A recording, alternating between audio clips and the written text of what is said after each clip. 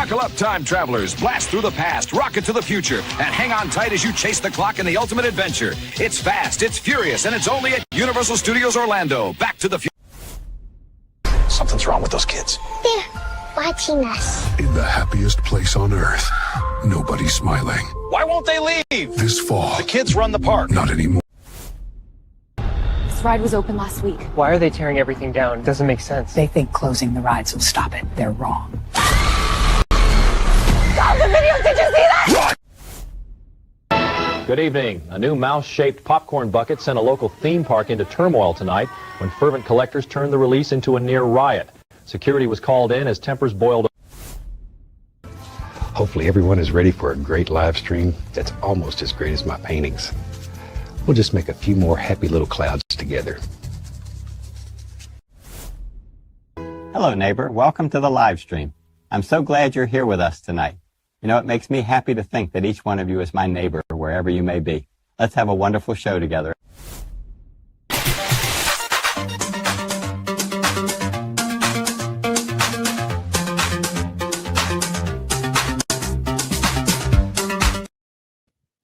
What's up, everybody? Sorry for being late. It is completely my fault.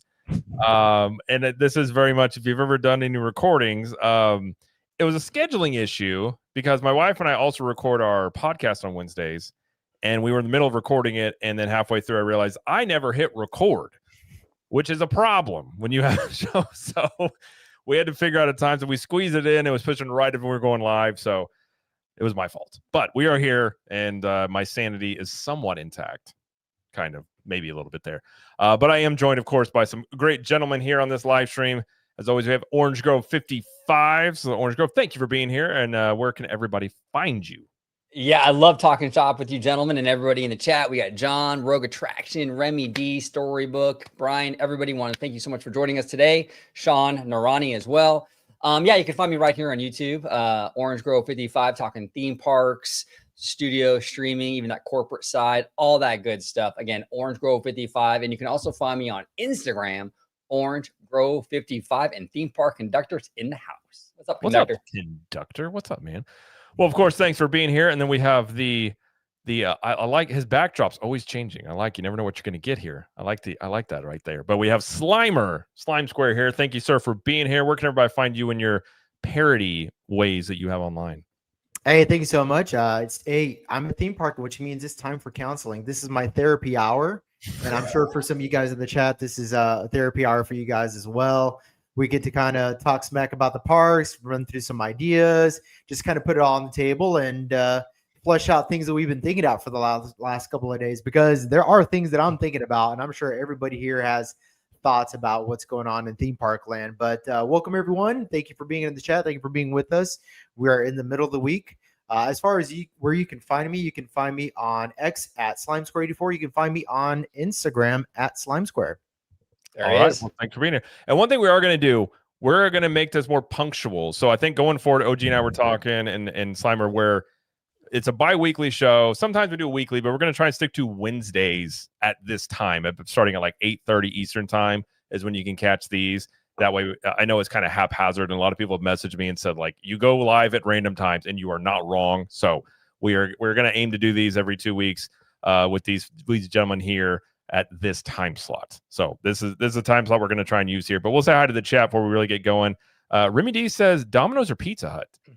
Oh, old school Pizza Hut is hard to beat, I will say. But Domino's, while it's not great pizza, it's cheap and it hits the spot, I guess I would say. It's got a lot of flavor to it, I got to say. I mean, if we're going for, right? Yeah, like if we're going for the experience, like you said, the old Pizza Hut buffet, hit it around 11 a.m. with the fam, awesome time. The pizza tastes like god-awful shit, but cardboard, basically. Yeah, I think they use cardboard for pizza, but it was a good time. But nowadays, with my more developed adult palate, I'm going to go with Domino's. Yeah. I'm thinking Domino's. I would agree with you, gentlemen. Domino's is it, you know. It's garbage food, but it's just so damn good, you know. And I don't know. So Pizza Hut used to have, when I was a kid, they had this barbecue chicken pizza that was I remember it being better than what it really was, but I thought it was amazing. And I don't know what they did with the recipe. I would love to find it. But one of the best tasting pizzas I ever had was, I think it was a couple of years ago. We were at Universal with my brother, and we got back to the hotel, and it was just super late. I was like, oh gosh, we have no food, and all the places were closed. And we had Domino's, and I hadn't eaten for like 7 hours, I think. Oh, dude. And that was the best pizza I'd ever had in my life, I think. I was like, I just devoured it. Like, it tasted amazing, which, again, I don't mind Domino's, but it's like, you can also, they'll give away free pizzas all the time in that app. Like, I swear they're just like giving stuff away. And you're like, I don't want to lose money on this deal and not get a $5 medium pizza or something like that. But like Domino's, which is like a cold beer, is like the shit. Like that's true. Yeah, it depends. Yeah, it is a good analogy there. We got Kiki and Lucas said, hello, everybody. What's up? Kiki and Lucas. Rogue Attraction in the house. I'm going to try and catch up here. I know we were late here. We got, I don't know why I said his name. Gareth Bannister. I said it. There we go. 83, 33. 83 is a good year. That's a good year. We got Pandora 576. Shan Norani says Jared's bidet must be malfunctioning. I don't think it was. The malfunctions were upon my inability to hit the record button.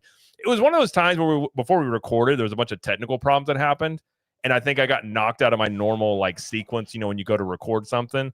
And the main one being I didn't hit the record button, which is kind of important. But yeah, so we have Storybook Sources in here. We got Mr. Bryant 13, 7H John.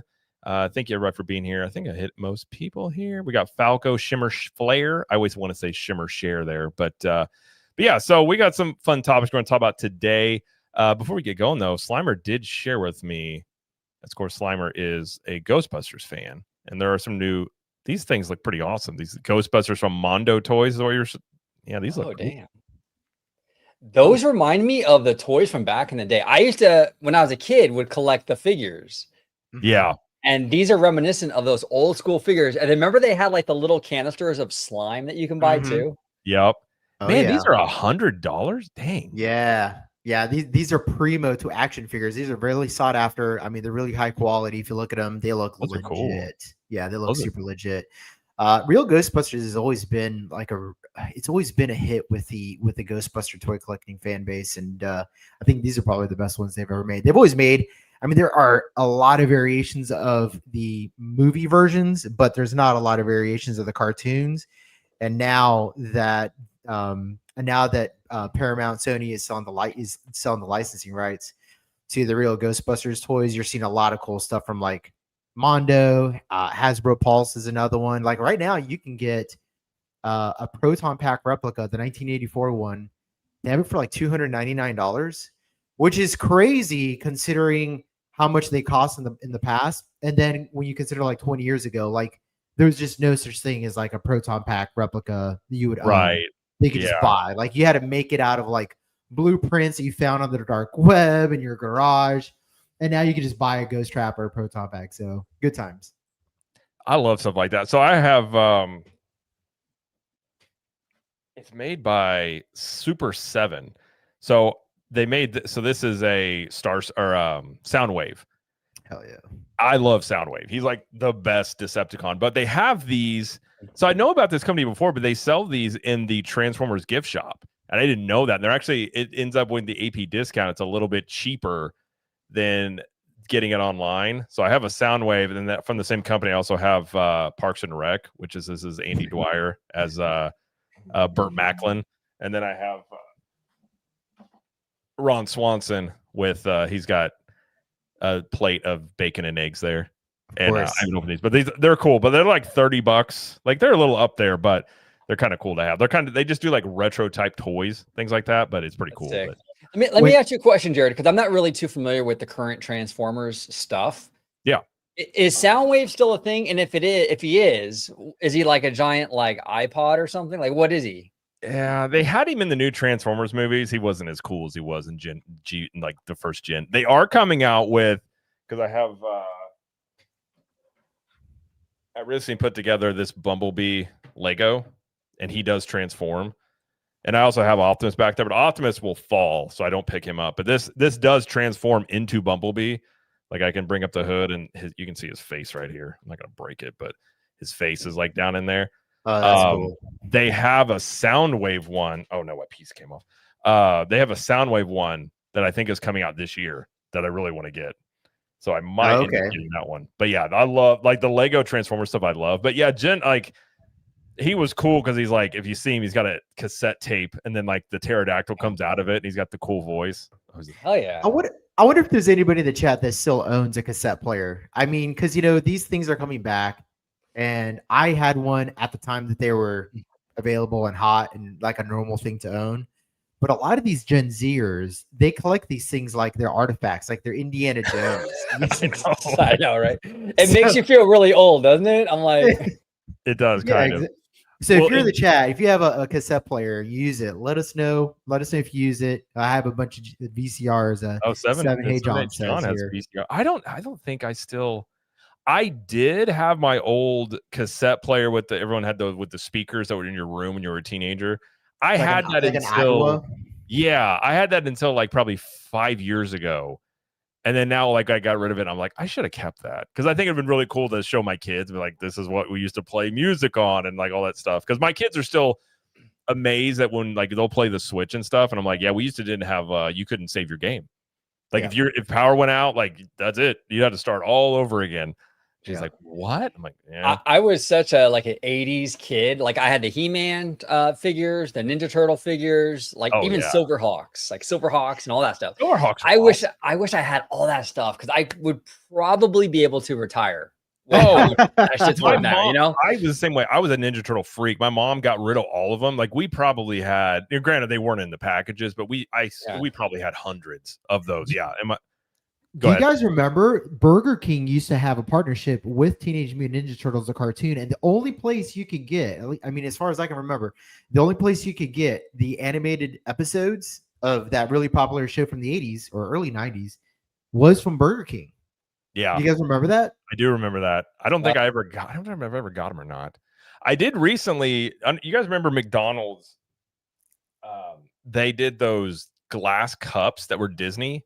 Yes. So I didn't have them, and a listener of our podcast was like, "Hey, I have a whole box of these. Do you want them?" And so literally, we have like 20 of them in our kitchen, and they're super high quality glass. But these are the ones they just gave out at McDonald's back in the day. So it's like Goofy, Donald, Mickey.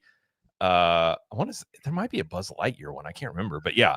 I got those gifted, which those are pretty cool. But I really wish I didn't get rid of all that stuff. Like when you're younger, like whatever. Now you're like, oh, that stuff's gold. Yeah, it is. All my old NES games, all that stuff. I would just love to have it back. Yeah. And Remy D has a good point. She says, Remy D says, I feel like with all Merc prices, it would just make more sense to buy a high quality 3D printer and make them yourselves. I have a 3D printer. You can do that. And I have attempted to do that. The only issue, you have to like color them. So like there are places that will do this and make their own and very detailed, but it does take a lot of work, but you can do that. You can find prints to like, I do have a Soundwave one. I printed it out. I just haven't put it together yet, but you can make even articulating toys with 3D printers. If you know how to work, it's pretty cool. That's pretty cool. Rogue Attraction says he's an old Walkman. Oh, Walkmans are awesome. I remember Walkmans. Remy D says, I still have a tape rewinder from working at Hollywood Video. I remember those. That's awesome. Do you guys remember that voice recorder that Macaulay Culkin had? Yes, I had that too. Yeah, dude. Let me tell you, when I had that, that was probably my favorite toy. When I saw Home Alone 2, I said, I gotta have that. Like, that is a piece of technology I gotta have. It didn't work nearly as good as it did in the movies, but it was fun to own one. It was ahead of its time in many ways. Yeah. Falco Shimmer Flare says they have cloud save now. Oh, I know. I was talking about when we were kids. You didn't have that. Like I remember me and my cousin were playing Zelda and we had almost beat it. And then like my grandma's power went out and we were just like, what? And we had to start all over. Or if the old Nintendo would glitch out and just randomly stop. Yeah, I was like, because my daughter got really upset one time because her brother deleted her game file and she'd gone a long ways. And I was like, I get it. And I was explaining to her and she's like, really? I'm like, yeah. Well, what's crazy about Nintendo too? It's kind of like Disney parks in a lot of ways where if you were to blindfold me and have me smell one of those cartridges, I would know exactly what that was. Yep. And I even had, to this day, if you have a really good condition gold Zelda cartridge, those will go for a lot of money. Really? I had like 2 of them. And I wish I would have kept all those gaming systems, all that stuff. Like I had all that stuff. It was my younger son. I still do have a full set of Marvel trading cards that because my uncle was into comic books and trading cards. It's in a binder. It hasn't been touched. Like they're in perfect condition that are like all of the Marvel characters from the 90s. And they have like all their stats on the back of it, but it's a full set. Like I've got it set. I've priced it out. I think it's worth like $1,000 maybe. Okay. I have a binder of Marvel gold cards too. We're gonna have to compare them because I've had these for a long time, and I think I have a binder of something else. I don't know if it's baseball or whatever, but yeah, I used to have a lot of cards actually. I used to have over like 2,000 or 3,000 basketball cards. I was really big into basketball in the 1990s. Was too. Yeah. I was too. I had a full set of like you get the Jordan card, and it was like, oh, you get That was I remember. Like OG said, man, we could have retired 3 times by now. Dude. I know. If I could go back in time, I'd tell my young self, don't get rid of that stuff and just buy like 10 Bitcoin, and it was like a penny. Just hold on to that for a bit and just don't worry about stuff. I would go do that for sure. David Hudson says we didn't really have save progress either. 3 men and you're out unless you earned an extra. That's true. Especially if you're at the arcade, there was no saves there. 7-8. Real quick, do you remember that Ninja Turtle game in the arcade? Oh, yeah. 4 people. That was sick. So good. And then they had the X-Men one, which was like right next to it, which was pretty much the same arcade system, but it was just a different game. Dude, it was so cool. Yeah. I love that. We had a place called Mr. Gaddy's that had that. It was like a pizza thing that also had an arcade attached to it, and it had the big X-Men game. We'd go in there and spend like all our money. As many quarters as we could get, we would go in there and spend as much time as we could. Did you guys ever get Malibu Grand Prix out there? Yeah, that's what we have over here. Yeah, that's what we had in Tampa when I was growing up. Malibu Grand Prix. They actually used to do the tournament nights when Mortal Kombat came out. I used to go to the tournament nights on Fridays. Yeah. It was it first started. I think it started with 1, but then like when Mortal Kombat 2 and 3 came out, like tournament nights really blew up, man. You'd have guys in there that all they did was play Mortal Kombat, and you'd go thinking you were shit hot because you had on Genesis. And nah, dude, like these guys would smoke your ass so fast. Oh, that was back when, you did have like dudes that were just legit good at that stuff, like crazy, and they would just wreck you the whole time. Yeah. Mortal Kombat was a crazy game, like for that time period, because like that was like the first game where it was like you see blood and guts and crazy stuff. Oh, and it was like I felt like, ooh, I'm being cool, even just playing this thing. This is dope, Yep. I definitely remember that. Okay, I'm gonna find this real quick. All right, our first topic we're gonna talk about, although I could talk about this stuff for hours. I love me too. We should do a whole show on this stuff. I'd be down. I'm totally down. I'm down because I still have a Captain America shield that my wife got me for the Lego Captain America shield I haven't put together yet because I don't know where to put it. It ends up being too big, like it won't fit back here. But I love Legos, and like I said, if they have that Soundwave one, I'm getting it. But I love all that retro stuff. You need to put it over the king bed in the master bedroom, and if she has an issue with it, she just can come talk to us. The thing is, I think she'd be okay with that. She loves Cap, like she loves Cap and Peggy because Cap's my favorite. So she's like she likes that. She liked the first Captain America because of the time period too. So I don't think she would be too upset. But and then every time we go to bed, you can go night Cap. Night Cap. Watch over me through the night. I love it. Now, real quick before we dive into the theme park stuff, Street Fighter. Who was your go-to? I was a Chun-Li guy myself. Ooh. I was Ryu and Ken in 1 and 2, and then when 3 came out, I was that Bruce Lee guy. What was his name? Lei Fang or something? I can't remember. Okay. I remember I always liked Guile because I liked that he was jacked, but it was cheating if you used Dalsum. Yeah, because he had the long arms and you just couldn't do anything with him. Yeah, like or that Blanca was the same way as well. Like, it was just that one was I remember like or E Honda kind of had that too. If you got the arm thing, it was just like you couldn't do anything with it, and it would get really frustrating. Did any of you guys ever figure out how to use Bison? I didn't know how to play that character. I never could figure out Bison very well. Yeah, no, I also did I just like the how you can like I used to always. I like Chun-Li because she's kind of thick, Chun-Li does not shock me. That's where I think we all had those phases where like shaped like what we end up liking, and I feel like young OG was just like, I am in love with Chun-Li. Exactly. You should see Chun-Li the skin in Fortnite.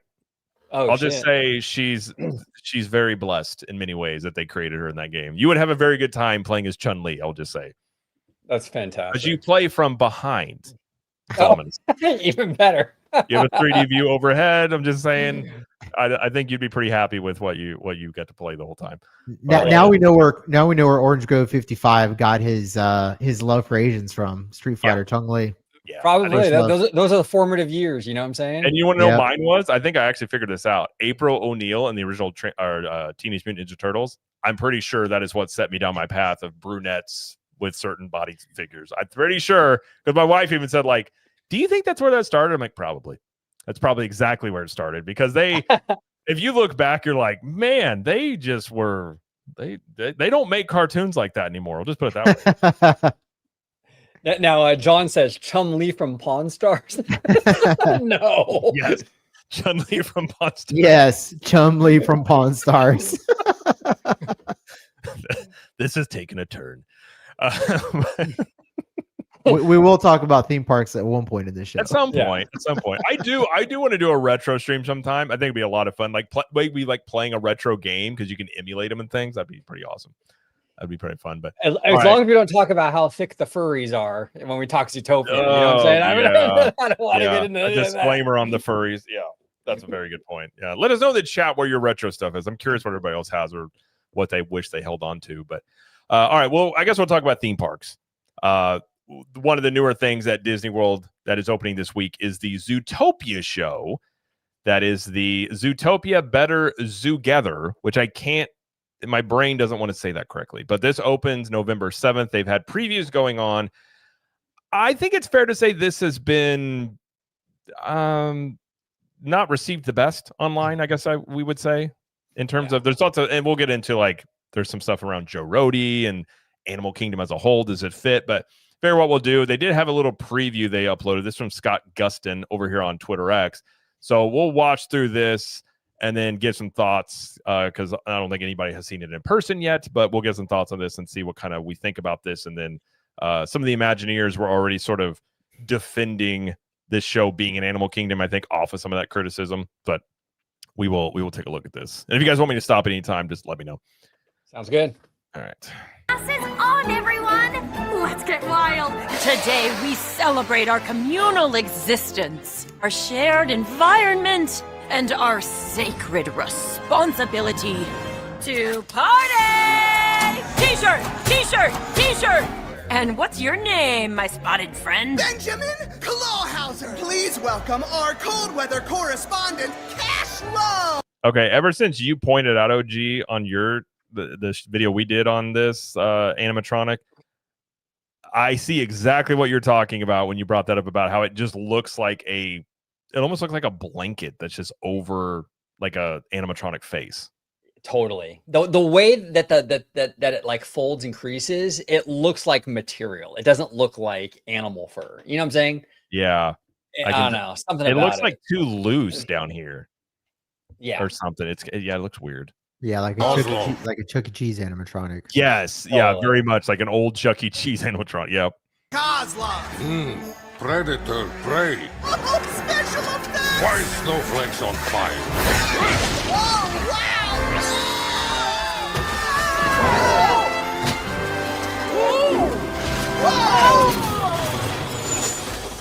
Whoa! Judy! Nick! Hauser, did you do this? I have no idea! We love what we got! It's a melting pot! We are united in every way!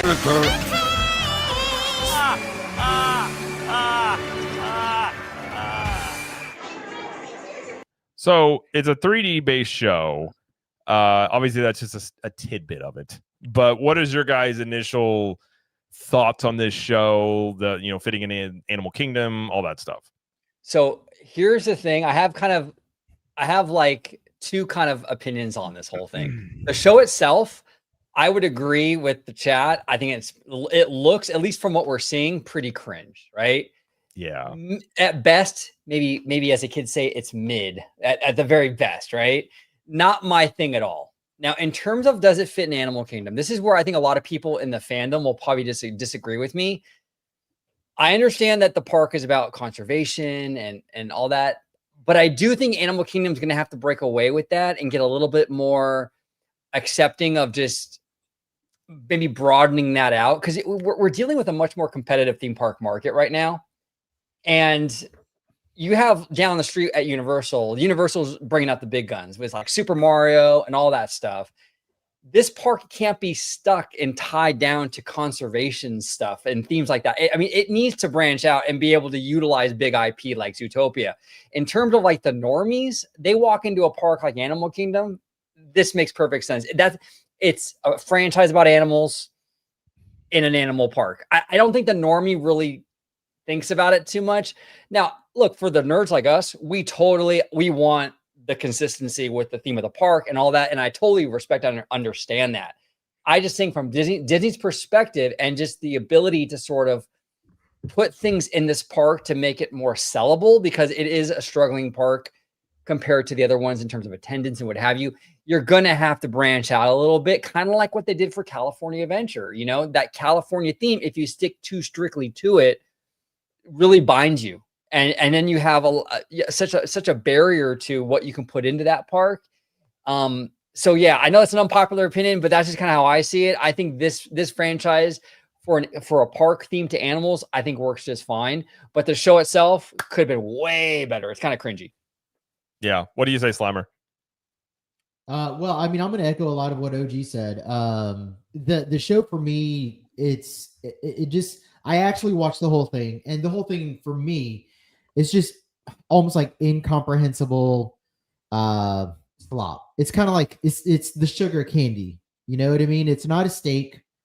It's not even like a really nice chicken fillet. It is what it is. It's content made for the minds of children under the age of like 12 or 13 years old. And I can't put myself in that mindset to really enjoy it. Now, I haven't seen it in person. I'm going to go this weekend. I can give you a full report. A lot of these times you experience it and you can have a completely different experience. You know, when I went to go see Villains and Fairly Ever After, I had a completely different, opinion about that from watching a POV on YouTube. But just right off the bat, the age group, yeah, way lower than the age group. Yeah, this is like something that would appeal to 7 or 8 year olds. I am 40 years beyond that. So it really doesn't appeal to me. Now, what OG was saying is really true. You know, these parks are going to have to broaden out. I completely understand that. They can't be stuck in these old doctrines, that they're not beholden to them in any sort of like, you know, way as like if you veer from the doctrines and you're an apostate. And a lot of people will treat the parks like that. Like, oh, you veer from Epcot's original, you know, conceptual, idea. You're an apostate. People will treat you like this online. And a lot of that happens. And I'm pretty sure a lot of that's going to happen here with this attraction. But look, at the end of the day, this is a company that has to make money. They're going to drop a movie here at the end of the year. This is going to tie into that whole, like, you know, synergistic flywheel. They're making a lot of business moves. This is a business move. And even more so than that, this is a compromise, because their shareholders originally wanted Zootopia to go as a land in Animal Kingdom. And Joe Rohde put the brakes on that. Yeah. And it was like Zootopia, like, I understand this is a money-making machine, but we can't just drop this as a land in Animal Kingdom. And they compromised with Tropical Americas, which thank God for Joe Rohde, because I just can't see Zootopia Land in Animal Kingdom. Just aesthetically, it just doesn't mesh. And you know, as far as Joe Rohde coming on saying like, yeah, this is a perfect fit for the Animal Kingdom, like, look, the guy is a Disney legend, all right? He's not going to come out and talk shit about this attraction because this is in his park, right? He wants you to go and experience it because there's other things in that park he wants you to experience other than Zootopia. But long story short, it's the petty candy in a sea of dark chocolates. Yeah, I kind of liken this to, it seems like whoever made this is a TikToker, and they got the ability to use 3D, and they're like, we need to make sure everybody knows this is 3D. And it's just weird because we talked about before, Remy's is now moving from 3D to 2D. And I do think there is more of this move of getting away from these 3D type of attractions. So it's kind of interesting going this 3D route. I'm the same way. I will wait to judge it completely till I see it, but I do not believe this is for, like you were saying, this is for really young kids. And I think Zootopia obviously is going to be that demo, but you do bring up those issues with like Joe Rohde being against Zootopia initially. I'm sure there were some backroom, I don't know what to say, dealings, but conversations of like, hey, we need Joe Rohde's seal of approval on this, or this is going to look really bad. And it's probably not a good sign either that the Imagineers, I'm going to bring up this real quick. Hold on a second. I got another thing I'll bring up. The Imagineers are kind of already in defense mode here before it's even opened. Because apparently, I think this came from actually Drew the Disney dude on Twitter X, so shout out to him. Is that Imagineers are explaining how new Zootopia show fits into the themes of Disney's Animal Kingdom. So I think when you're left in a spot where you're already explaining how this fits when it doesn't automatically click, like this doesn't belong, I don't think that's a great look. But I think this is getting a lot of attention because of all the things that Disney's going to be building. And so even with these little projects, you're like, okay, given that the last few projects with Disney have been, I guess you just say hit or miss. Tiana's Bayou Adventure, I don't think has been a runaway success with that retheme in terms of the quality and the reliability of it. And something like this to me, and whatever about the show, like I'm not, again, I think this show is mostly for like kids. I think it looks like slop, personally speaking. I think it's just a bunch of 3D stuff coming at you. You throw the characters on the screen and ha ha ha, whatever. It probably used a lot of the effects from A Bug's Life as well, given it was in that theater. And this will be more appealing to kids than that show was, because that show terrified children. So I think this will be something that has more mass appeal, like OG was saying. But I think whenever you could just really wow people with these things. And I think this is the thing people are looking at. It's like, okay, if you're not able to really wow us with this thing here, how much faith does this put into the things that you're building, sort of thing? And I think there is a lot of that looking at this. And I think there was the potential of doing something here, even with Zootopia, that was maybe above and beyond just a random 3D show. There's some questions about the story. Some people have said, I think it was even Rogue Attraction that said, Zootopia brought to you by the Democrat Socialist Party. There has been those complaints about this. That's also been about Zootopia itself, kind of a more of a socialist worldview of something. I don't know. I haven't really watched Zootopia nor this show. But I think from just the production itself, it seems a little shallow, I guess you could say, is the best way to kind of maybe put that. But I think it is more toward this broad appeal, which is going to change Animal Kingdom, because like OG was saying, this park has been struggling with attendance, and you're already going to put in Kanto in here, Indiana Jones. So this park was already going to be changing, and this is kind of the first thing you're seeing of the changing of Animal Kingdom, I think. Yeah, and you have to evolve like that. And I know, like, in our community, we don't necessarily like that, because we do want it to be more true to the original mission statement of the park. But the soccer mom ain't thinking about it that deep, that family's walking in there going, oh yeah, a movie about animals in Animal Kingdom. Okay, makes sense. Like, that's about as far as the normies are going to go with it. And Disney has to compete with Universal, and Universal is bringing out Super Mario Brothers and big stuff. And it's not realistic to have this park stick to the conservation elements. You're not going to bring anybody into the park. No, what do you think they're going to choose that over Epic Universe? No way. Well, so you that's have to have Well, that's like if Universal and Hollywood Studios still stuck to the the edutainment on how movies are made element of the parks. Right. Exactly. It's the same thing. And with Animal Kingdom having some of the lowest attendance in Orlando out of all the theme parks. I mean, look, I'm not a fan of the show. I haven't seen it in person, but I'm gonna tell you just at the outset, my preliminary reaction is I could care less. This is a one and a done for me. It doesn't seem to have that storytelling cohesion and magic that like PhilharMagic does, for example. PhilharMagic to me is a vastly superior production, story-wise, musically, in every conceivable way. PhilharMagic is better than what we're seeing right now with this. But at the end of the day, Animal Kingdom again is the lowest, one of the lowest attended parks in Orlando. Yep. And you got to put Zootopia somewhere. And if this is the compromise they landed on, okay. I mean, they got to make money at the end of the day, unfortunately, and that's just the reality of the situation.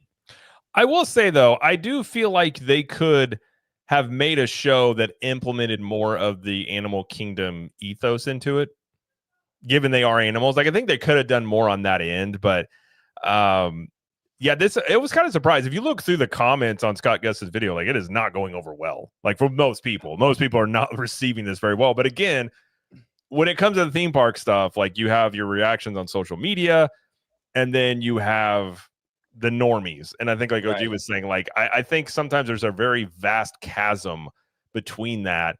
And I don't really try because I don't know how this is received by the normie crowd. I'm going to imagine in many times, like I don't understand TikTok's appeal in many ways. So TikTok's really popular. So like I was saying, like I don't even think, like I showed my daughter this but they're not into Zootopia. Like I showed a little clip. It's like, hey, do you think that looks cool? And she's like, like I don't, at least, but she's also 9. So I definitely think this is more toward 5-year-olds, maybe.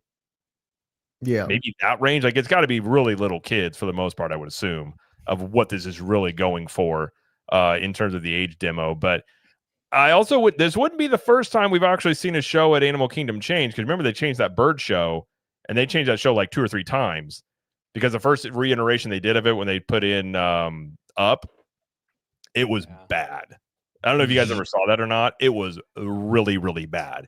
And they brought in like a comedian to rework it. And I think they went through like 2 different iterations of that show. I don't know if this one will do that, but I could see if this gets enough really bad reviews that they go in and maybe change this up. Now, John says they should just switch it back to a Bugs Life show. And here's the thing, John, I think Bugs Life was a better show, but they must be seeing internal data with whatever. Maybe it's like Disney Plus data or something, where that franchise, it ain't really doing that great. Like families aren't really gravitating towards it because they got rid of ours to build Marvel. And now they got rid of the one in Florida for Zootopia. I just think maybe the kiddos aren't into that franchise anymore, because it just seems like Disney has a kind of like they're like surgically, they're like removing it from everywhere. You know what I'm saying? I feel like there's something there with that. And like, I think it was Rogue Attraction mentioned in the chat that the Zootopia merchandise actually sells really, really well. Yeah. No, I'm sure it does. Well, I didn't even know Zootopia 1 made like $1 billion. I did not know that. And again, I think I've seen the movie once. I did not think it was a good movie. You know, I've seen a lot of these because when my kids were little, they would just be on, and I was just like, I didn't think it was good. But yeah, and like I think the other thing too is like it's also a different thing if it's a random show, but this is like the main thing in the Tree of Life. So you have this show in the Tree of Life, which is supposed to be the center point representation of the whole park. Like I understand where people are coming from. Of you need to do something better with this show in that area under that park icon. But I guess I'm just to the point where I'm just like, I don't know. Like they put Frozen in Epcot. I've kind of accepted like they're just going to put IPs into everything now. And so none of this really surprises me. Maybe that's me being jaded about it, just being like, well, that's what they're going to do. And that's kind of my look at it. I'm just like, I'm not surprised. But even the lower expectations I had for this show, I was, at least from what we've seen, again, that was a 30-second clip. It's just like, okay. Like the Frozen show that they have in Hollywood Studios is legitimately a good show. They could have done something more along those. Yeah, it could have been done something more along those lines. I think that's a far more entertaining show than what this looks like. I agree.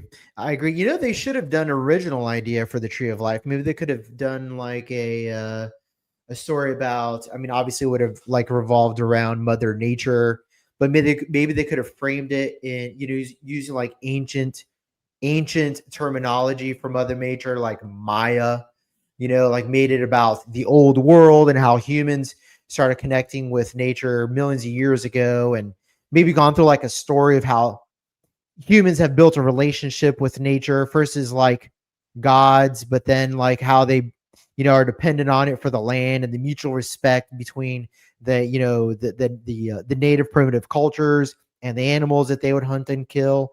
I think that would have been a really good story. Well, and what about like for that, you can even have like Rafiki host it. you know, because I think he might be good. That gets to what I was going to say. It is insane to me that Animal Kingdom essentially was made because off of the success of The Lion King. I think that's pretty, you could say. There's still not a Lion King ride, or like they have the show, which is a good show, which is the what's that called again? I'm drawing a blank all of a sudden. Yeah, I'm trying to think. Anyway. The Lion King one? Yeah, the stage show. What's that called? Is it Celebration of the Lion King or something like that? I think so. Yeah. Yeah, it's the best show in Disney's entire park, in my opinion. Yeah. Turk CJ says if this is at Universal, Jared would love it. Right, because I love everything because I'm paid by Universal to say certain things. This is the thing.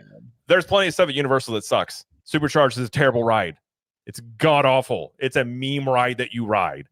I don't know what to tell you. I've actually a lot of the Minion stuff is terrible too. Like, you know, we're fair. You know, but I know what they were going for. It's not a good ride. Like our kids don't even care about it.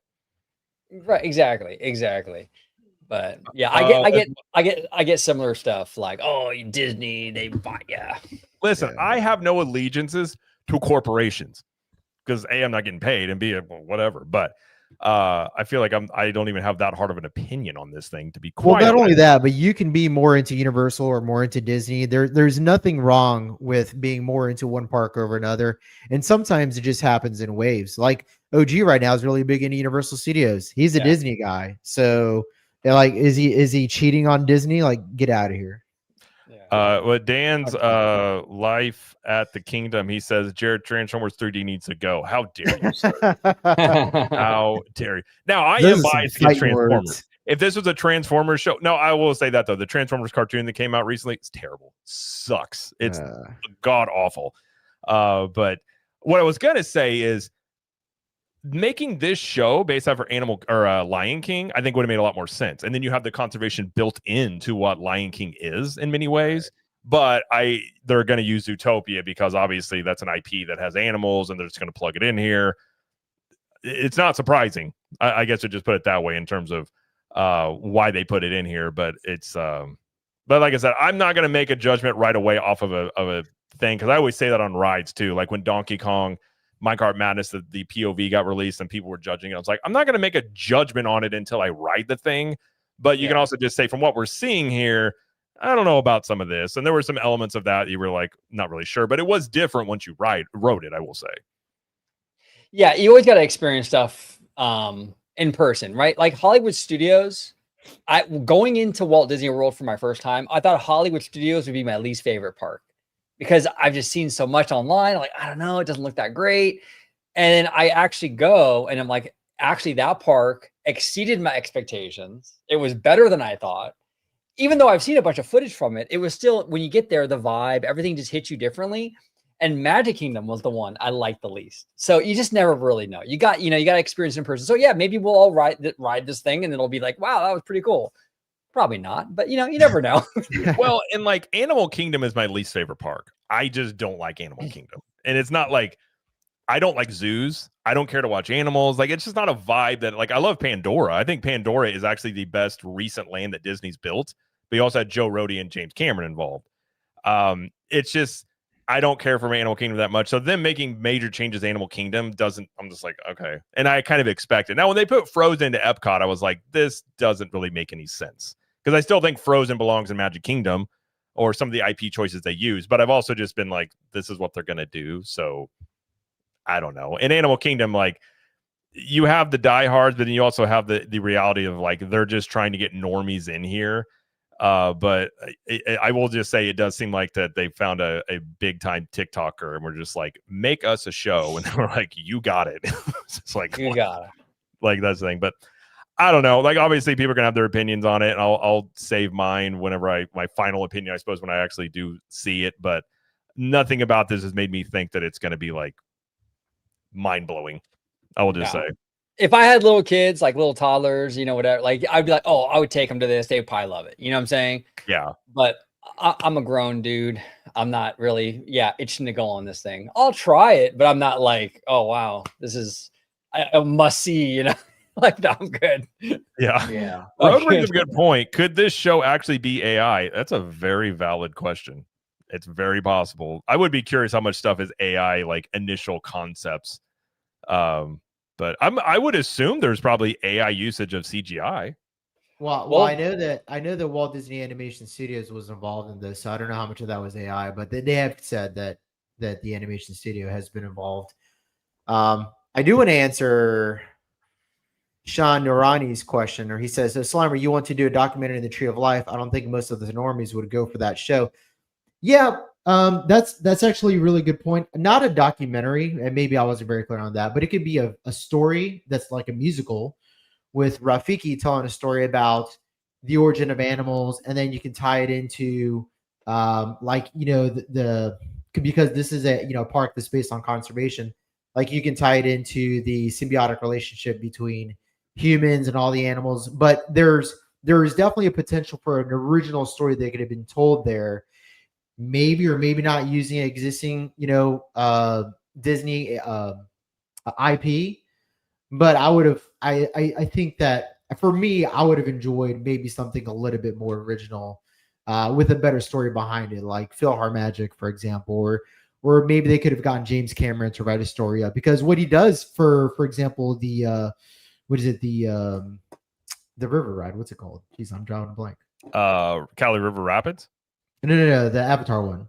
Navi River. Navi River Journey. Navi River, yeah. Yeah, like, see, I enjoy that story, so maybe they could have, like, I wouldn't want to say borrowed from that, maybe like in that same vein, done something but a little bit more specific to the animals here on Earth and humans and that whole thing. So, or what about like a Chippendale thing? I mean, dude, you're doing DuckTales in here? I'm on board. Oh, dude, anything DuckTales, I'm on board with that. Absolutely, that'd be fantastic. Like if like Scrooge McDuck and the boys and Webby have to like hunt for some treasure in the tree, and we're going this big. Oh man, that'd be sick, dude. I agree. Like I said, I don't remember anything from Zootopia. I think I've seen it, but I cannot recall much from that movie. So I don't really know a lot of the elements or characters from it, other than it's just animals. And there's a very strange furry base to it. I will just say, don't go down that rabbit hole unless you're prepared for it. It's a strange world, but and no pun intended when you say rabbit hole, right? Yeah, a little bit. Yeah. Don't go saying rabbit holes in those communities. You don't know where you're going to go. John Bradford says, am I too late to bring up how Nick and Judy are somehow able to look at Benji despite being at a remote location? Right. Yeah. Right.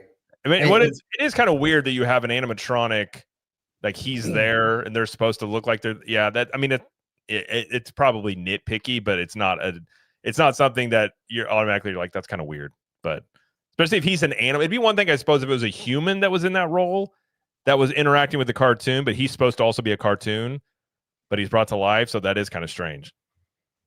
A little, but Rogue Attraction says DuckTales Flume Ride. We need it, dude. I'm on board. Oh. Or even like the Indiana Jones ride system. I know this is massive for a DuckTales ride, but could you imagine? Could you imagine just like, and you're going through like this temple for like, and it's like the DuckTales characters and like all this treasure and stuff. That'd be sick. That would be cool. You got to go save Huey, Dewey, and Louie. Yeah, dude. I would be completely on board with that, to be quite honest. Now, Jared, would you have taken the DuckTales re-theme of dinosaur over Indiana Jones? Like, honestly. Here's the thing. I love Indiana Jones.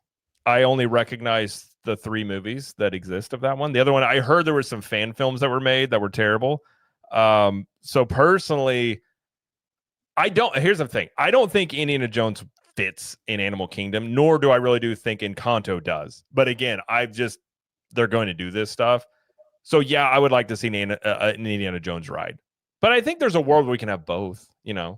DuckTales, Indiana Jones. I mean, if you're already going to go Indiana Jones, Animal Kingdom, you might as well put DuckTales in there and just turn it. I mean, Dino Land was basically just a random like street fair anyways. It didn't make any sense to begin with. That's one thing too I will say about Animal Kingdom. It's like I get the whole theming and ethos, but like you also just had a random carnival in the middle of this park that never really worked, like from a theming standpoint. It's like we ran out of money and just got a bunch of carnival rides off the rack.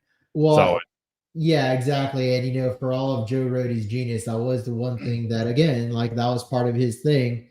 And they're like, the archaeologists need a place to live and to find entertainment. So what we're gonna do is we're gonna put a dinorama in here. It's like, wait, what? How did you create all this and then this too?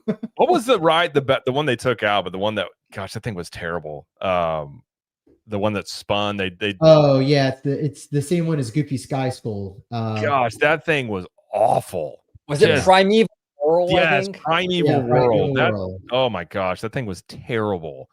Like, it was the roughest. Like, my wife, she didn't ride it. She gets motion sick, but like, I don't get motion sick, and I was almost sick on that thing. And I was like, this is not good. But yeah, like, that never made any sense in that park. So I guess from that standpoint, it's just like, I guess you could work with that. But Falco Shimmer says DuckTales 2017 was a good series. It actually really was. And actually, there was something that they changed about Webby that I actually liked. I know a lot of people might think it's woke or whatever, but for me personally, I think it made a lot of sense. She's more of a badass in this series. And I like that direction for her because I feel like if she grew up around the boys, she's going to have a little bit like an edge to her. She's not going to be super girly. So I feel like that character change for Webby made a lot of sense. I actually like her character a lot in the 2017 reboot. And it was a really good series. The voices were a little weird. That was the only thing I was like, I don't know about the voices, but the show itself is actually really solid. And I like the animation style too.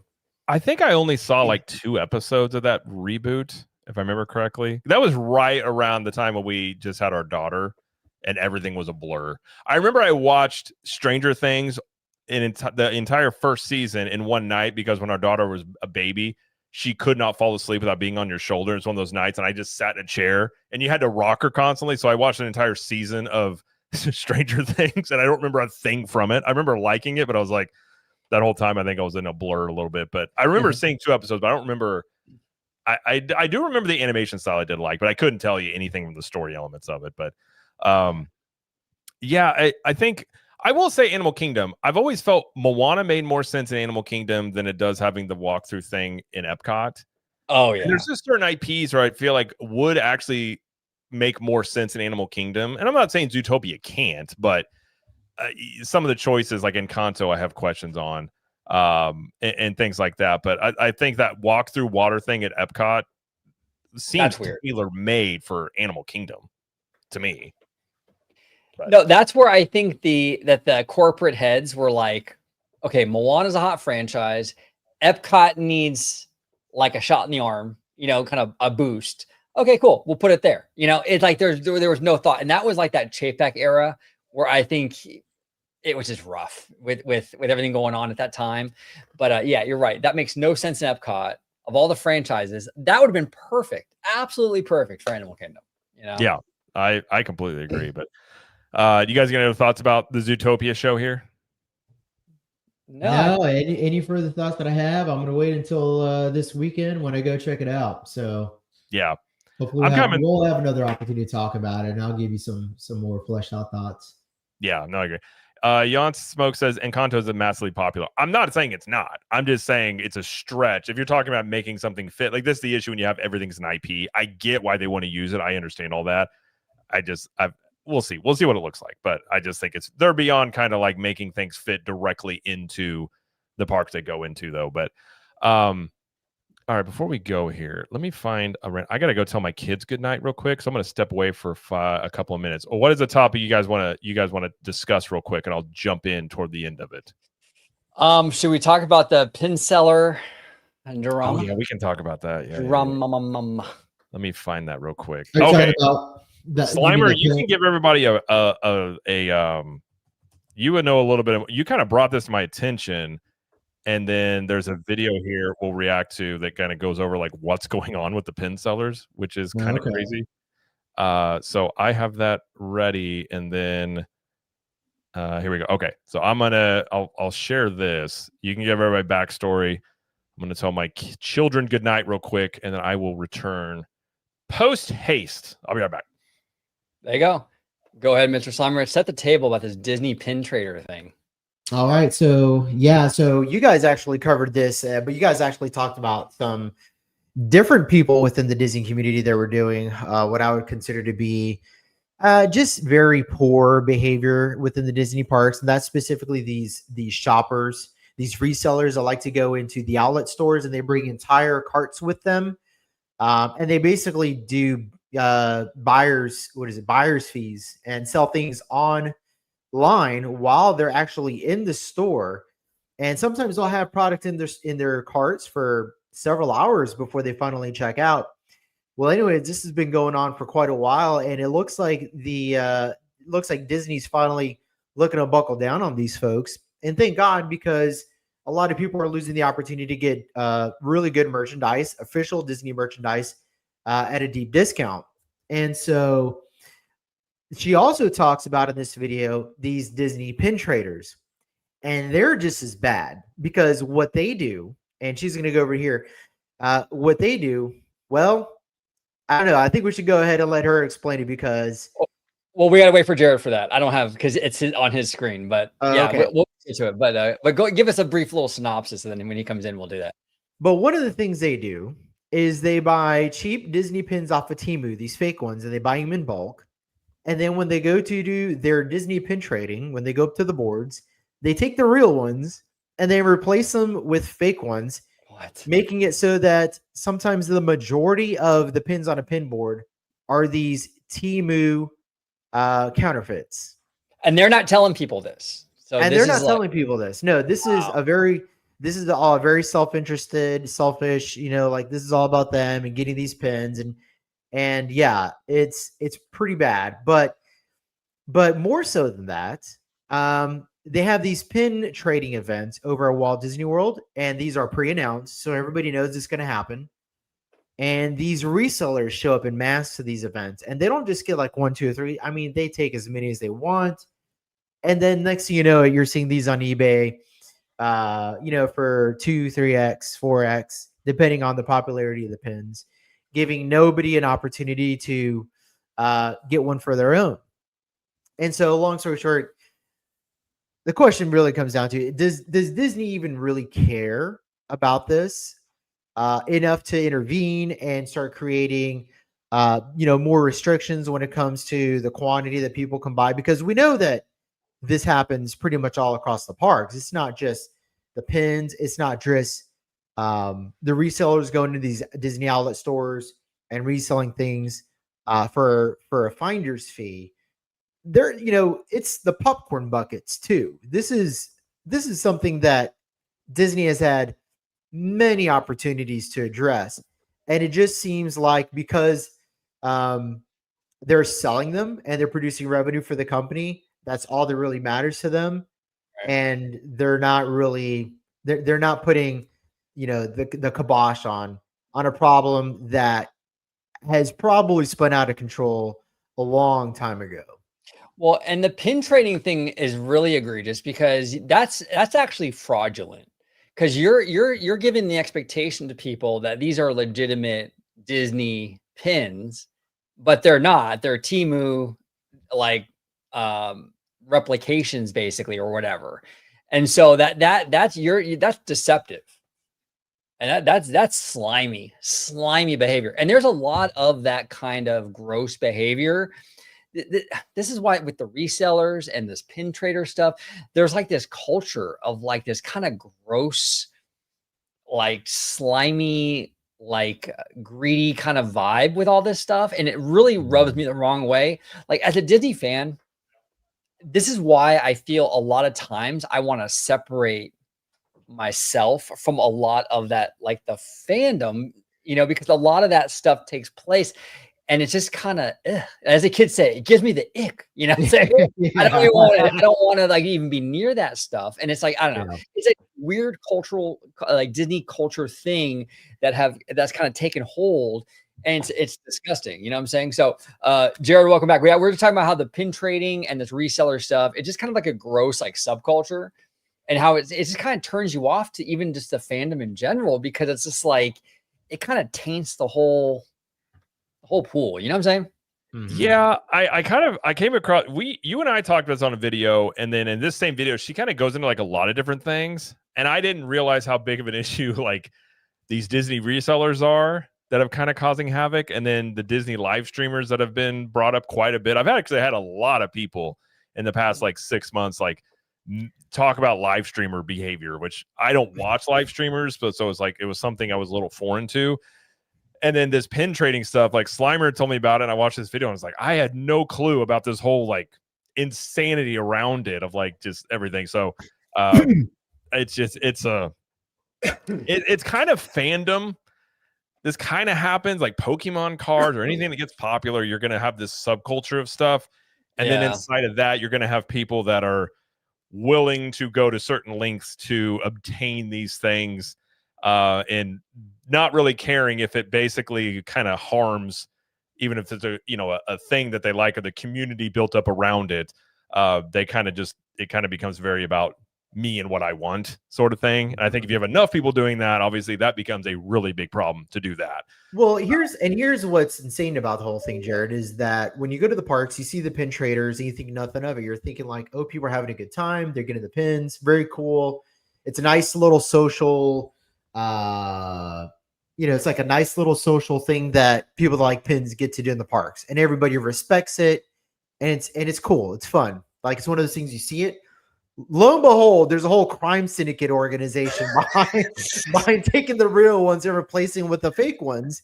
And you would have just never have guessed just by, like, if she didn't do this little expose on it, I would have never known that there was like a pin trading fraud ring going on at the Disney parks. I agree. I don't think I would have known that either. Now, what's funny is my mother-in-law, she's been into Disney her whole life. She grew up going to Disneyland and all this stuff. She did pin trading in the 90s. And she actually gave us, like, she doesn't do it anymore, but she gave us a bunch of old pins. I'm assuming these things, apparently I might be able to make a buck off these things. I don't know, but she gave them to us. But it's been around. That's why when I saw this come up, I was like, well, pin trading is not new, but it's something that's been around that's definitely morphed into more of this. And so I figure what she's got, again, this is Kiki Chanel. I think, is it Chanel? How you say that? I think Chanel, yeah. I'm assuming.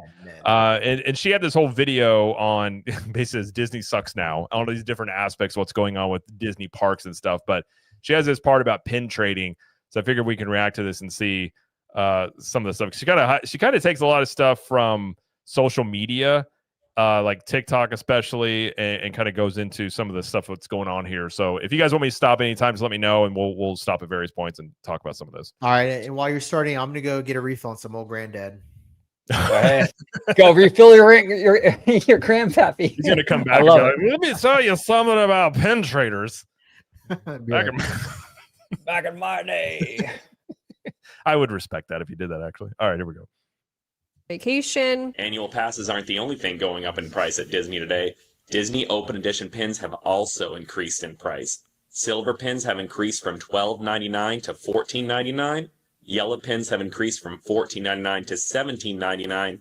And pink pins have gone up from $16.99 to $19.99. I mean, the pins are already way too much. When I found out the price of pins, I almost fell out of my chair. I was genuinely shocked that people are paying this much, because I've seen a lot of like pin pack opening videos, like mystery pin pack videos on my TikTok page and stuff like that. I'm like watching them kind of being like, oh, surely these are like $5. Like, honestly, I'm like, these are $5. No. They're like $30. So yeah, these are getting raised too.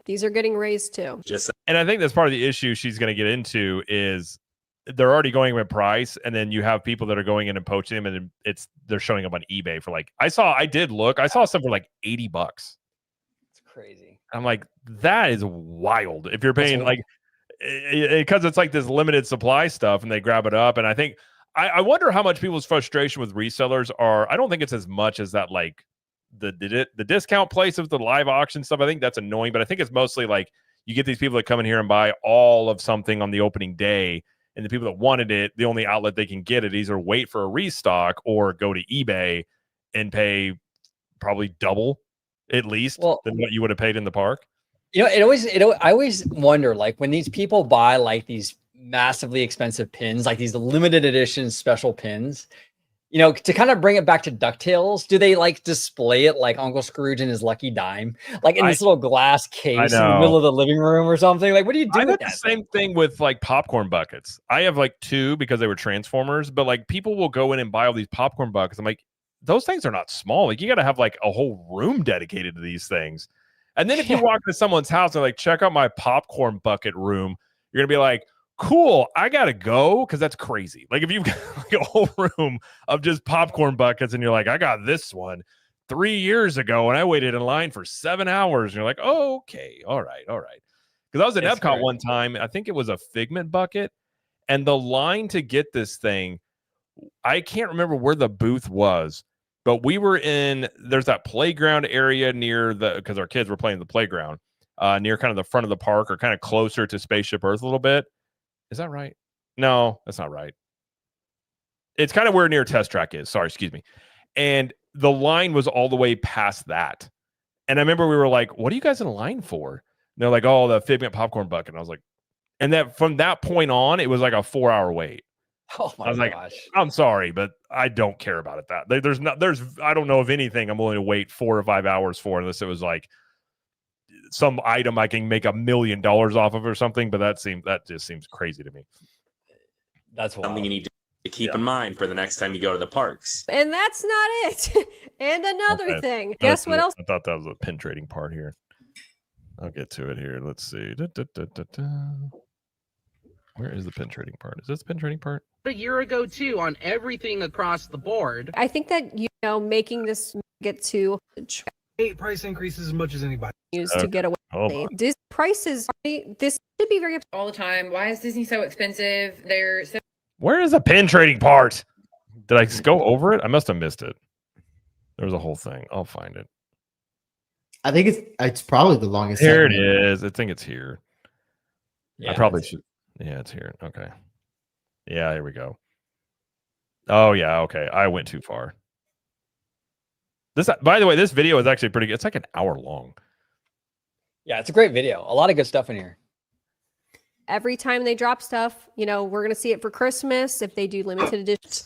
And the pink ghost shirt that says I think it has almost gotten to a point of no return with how bad pin trading has gotten at Disney. So let me give you sort of a brief summary about Disney pin trading, because it's been around forever and it's sort of like an additive experience to Disney. You don't have to participate in it, but it's just like a fun thing that people do. It's a hobby. It's just something else that you can do while you're in the park. It's another facet of Disney that makes Disney what it is. Okay, it's been around for a very long time, and for many years, no problems. Children and adults alike. You could buy the pins at the parks and then you could trade them on these boards that you see here. You could trade them with cast members. You can trade them with other people who are at the park. So there's a lot going on. Okay. And there's, rare pins, there's mystery pin packs, of course, pin sets that people try to complete. It's like a huge, massive community. Well, guess what? People have found a way to ruin Disney pin trading. I don't even know how Disney would even attempt to solve this, but something has to be done because it's really just not fun anymore. Okay. Because there are so many fake Disney pins now. So people are basically bringing in fake pins into the park and they're trading them on the boards with cast members because, once again, the cast. That's crazy. Yeah. Like to basically scam and that, I think from what I know, again, I don't know a lot about pin trading, but it's it's a goodwill thing amongst the community of people that enjoy a shared activity sort of thing. Right. But to be I'm going to go in here because I want it and I'm going to go buy, I don't know if you talk about Slimers, getting these made in, going and buy cheap Chinese knockoff pins and trading those. That's just, it's karma scummy. will get you, but that's just, good Lord. Geez. Seems rather, obviously very selfish, but yeah. Well, it's fraudulent, it's fraud. Because you're selling these things with the giving the idea that these are legit and they're not. It's crazy to me. Yeah. Okay, because they're under strict guidelines by Disney that they have to keep the experience, they have to be polite, they have to, accommodate every guest. Basically, what's ended up happening is there's just 95% fake pins on every single board at Disney. It's an epidemic at Disney, and it is fake Disney pins. I was at Saratoga Springs a couple weeks ago, pin trading, and looked at this board, and honestly, over 75% of the pins on this board are fake. Literally. Fake, fake, fake, fake, fake. I could go on and on. Basically, factories that produce Disney pins or factories that don't will replicate Disney pins and make extra money off them. So this is also, I know this because I have done some manufacturing stuff overseas. There's also an issue with using, you outsource these manufacturing to these countries, especially China. They will sell knockoff versions of your own stuff because they want to make extra money. And so they'll make it a little different, but this also comes from where they get these things manufactured. If they were controlling the manufacturing more, it would probably still be an issue, but not to this extent. I would say. But that's a small caveat to this. I would just say is like where they're getting these things made. Capitalism for you guys. So here's what people do. Okay, they buy these bulk Disney pins, fake pins. They can buy them off Amazon or Temu or whatever the hell, Sheen. So they buy them at a lower price, okay, because they're very expensive at the parks. The pins typically at the parks, I would say on the low end is like $10, and then they range usually anywhere from like $10 to maybe $35. They're not cheap, okay, and that's for a single pin usually. So keep that in mind. But people will buy these big bulk pins and then they bring their fake pins to the parks and then they trade them for real pins. Okay. Basically gaming the system. So then all that's left for people that are trying to partake in Disney pin trading are fakes. So you're basically getting scammed out of your money. In order to even authenticate these types. You say something? No, I said that's horrible. Oh, by the way, she has cuts like every 5 seconds. Is this is this an editing thing, or is that seems exhausting to edit that much a video? Yeah, I couldn't do that. When I do my content, I mean, every now and then I'll have maybe an issue. I got to edit that part out. But I run my shit. I run it all the way through. It's very little editing at all because I just talk through it. I don't really do a lot of cuts. I'm not that good at that anyway. It would not turn out great. I mean, some days I'm better than others, but sometimes when I make videos, the final product made to look like it, I've had I've had to try and say a word 5 different times. But yeah, I've seen I'm watching this. I'm like, then a 10-second span, there were 3 cuts. I'm like, this seems exhausting to edit this video. I have to say, but that's it's crazy. Now, real quick, Jared, while we have it paused, I actually have to get going because I'm actually doing a video with Mr. Jay Shear about his new short film. But you guys keep the party going, and I'll catch everybody in the chat, everybody on the next theme park, and every other Wednesday. We're doing these now. So yes, every 2 weeks. Catch you on Orange Go 55 over there. Go sub over there and check it out, and always a good time there. But yeah, so sorry it ran along, and thanks for being here. Yeah, absolutely. Thank you, Jared. Thank you, Slimer. Thank you, everybody in the chat. I'll talk to you guys later. Have a good one. Yeah, good night, brother. Later. Of things and be able to tell if it's a fake pin. You almost need a loop. You have to become sort of an expert at being able to spot and train your eye to see if it's a fake pin or a real pin or whatever. It's just super disappointing is all I can say. And a lot of people are just doing this in complete bad faith. We got tired of the boards looking like this and this. So these are mostly fake pins. Maybe some people wouldn't know that they're fake pins if you didn't know about all this, but just know. So basically, if you're going to do pin trading, you need to have a magnifying glass and a deep knowledge of it's like a fake diamond. You gotta be able to inspect these things. Well, what's crazy is that Vinton Solers 8464 he actually says this has been going on since the 90s. The pin trading or just the fraud of it? The fraud. Oh, really? Well, I'm sure it probably has been on some level. I'm guessing it's probably also just with social media and the internet to where it becomes much more rampant because of that. But I mean, I'm not shocked. I'm sure there was stuff like that going on. But the ability, like you said, the ability to buy fraudulent ones in bulk from China though has exacerbated the issue 100-fold. And I think that's why it's picking up a lot of steam and is coming to the surface now. And this probably would have been something that nobody would have cared about except for the pin traders. But now that social media likes to talk about every little single issue, there's a light shed on this problem, and I think a lot of that is just due to Amazon and Temu and things like that, where people just buy these bad boys in bulk. Yeah, I think you're probably right there.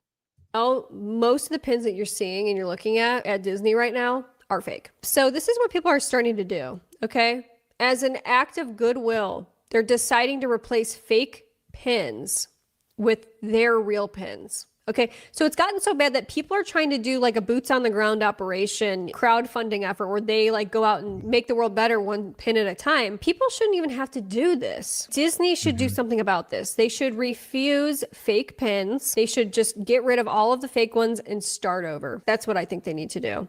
Okay, because now people are replacing it themselves. And it's no, guys, Disney should be doing this. Okay, not you, Disney. Is it a great thing to do? Yes. But it's think about how insane that is. People are doing this great, nice thing by putting a real pin on the board.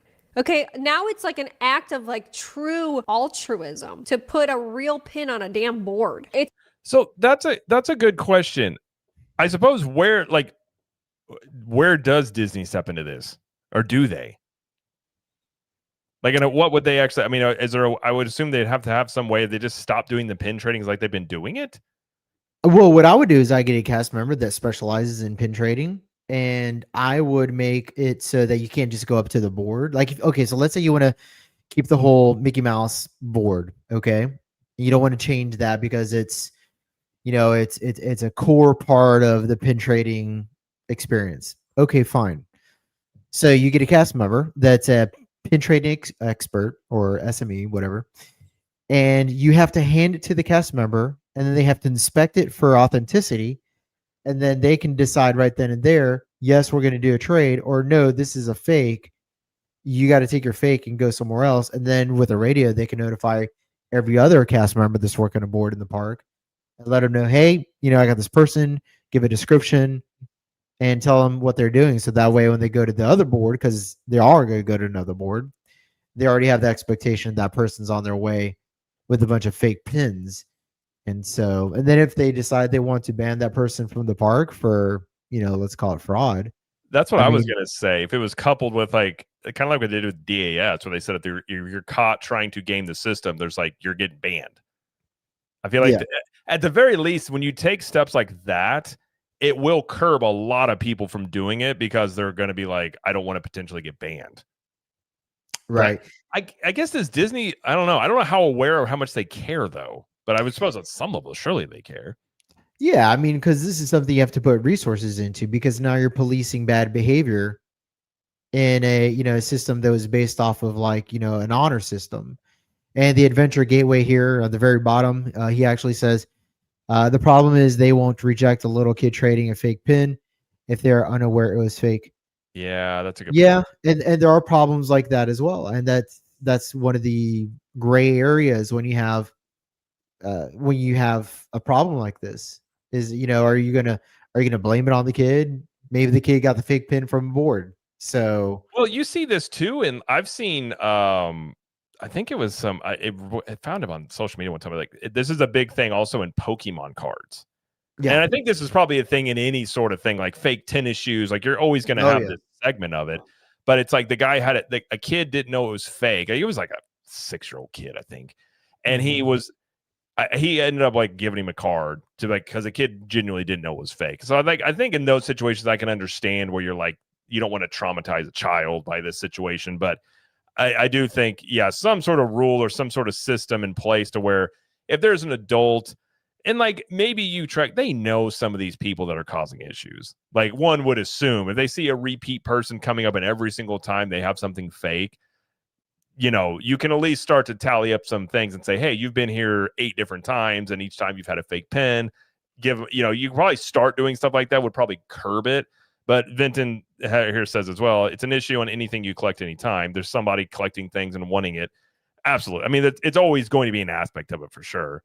Brand, the Lego Disney fan says, also Nintendo products, there's always the seal of authenticity and quality.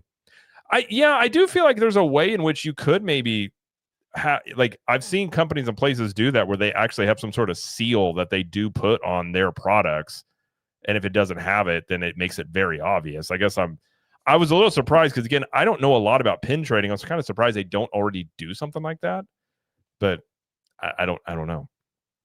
It's like rare that somebody's even trading real pins anymore. How insane. How are you feeling about pin trading lately? I feel like there's more fake pins than real ones on the boards. Once again, another facet of Disney, the Disney experience that has been ruined by others. It's disappointing. POV, you walk up to the pin board, but they're all fakes. Yes, if you watch any pin traders on TikTok or whatever, their whole entire Disney pin trading vlog is them going up to these boards and be like, yep, nothing here for me. They're all fake. So I'm going to move to the next board. And it's just going through Disney and they're all fake. How have we fallen so far? Guys, you haven't seen even the worst of it yet. You thought fake pins were a problem. Let me introduce you to Pintastic Tuesdays. Okay. Basically, the idea of it is every Tuesday, Disney releases new and exclusive pins. And it has turned into a calamity. Just watch. Okay. Now dash to the The ominous music. Look at this.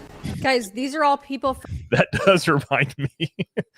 I will say opening day of Epic Universe was very similar to this. I will say. Yeah, but these are pin traders. I know, that's the thing. That was a brand new theme park, and it's like these people are doing all this for pins. God. Oh my gosh. We're here for Pin Tuesday. Okay, they're storming the Pin Trader Outpost or whatever it's called. I don't know. Look at this. They're all lined up all the way around. Hundreds. Climbing over furniture. Okay. This one's the one that they're running low on. They have cast members coming out saying they're running low, telling people in line, look, we're out. They're selling out. And guys, who do you think's behind a lot of this? Who do you think's making up a majority of this line, do you think? Do you think it's the genuine hobbyists? Or do you think, once again, it's the resellers? Look at this. Oh boy, look at people are running. Once again, they're rope dropping. But here's the genuine question about the reseller stuff. How can they even, obviously you can limit the amount they can purchase, but it's like, there's really no way to stop it completely. No. Not at all. I mean, yeah, because once you own something, it's yours to do with. Yeah. They have no sovereignty over who you sell it, how you sell it, why you sell it, how many unless they're putting limits on how many you can purchase, you can purchase as many as you want. And what's to stop you from leaving the store and coming in and buying another one, leaving the store and coming in and buying another one, or having friends and each one of you guys grab one of an item? Yeah. You start getting that stuff.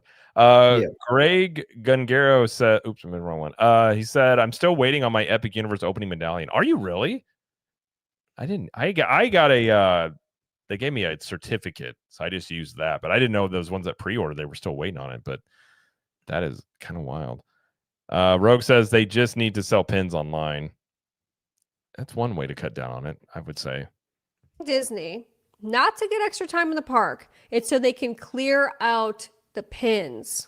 Okay, they can get their hands on all the pins, make sure that they get all the pins, they can resell them to everybody. Oh, don't get me started. Do not get me started. Look at running. Okay, running so they can get in line and get the pins. POV, Disney Springs on Tuesdays because of the pins. People are lined up in the parking garage. The line's all the way in the parking garage. Help.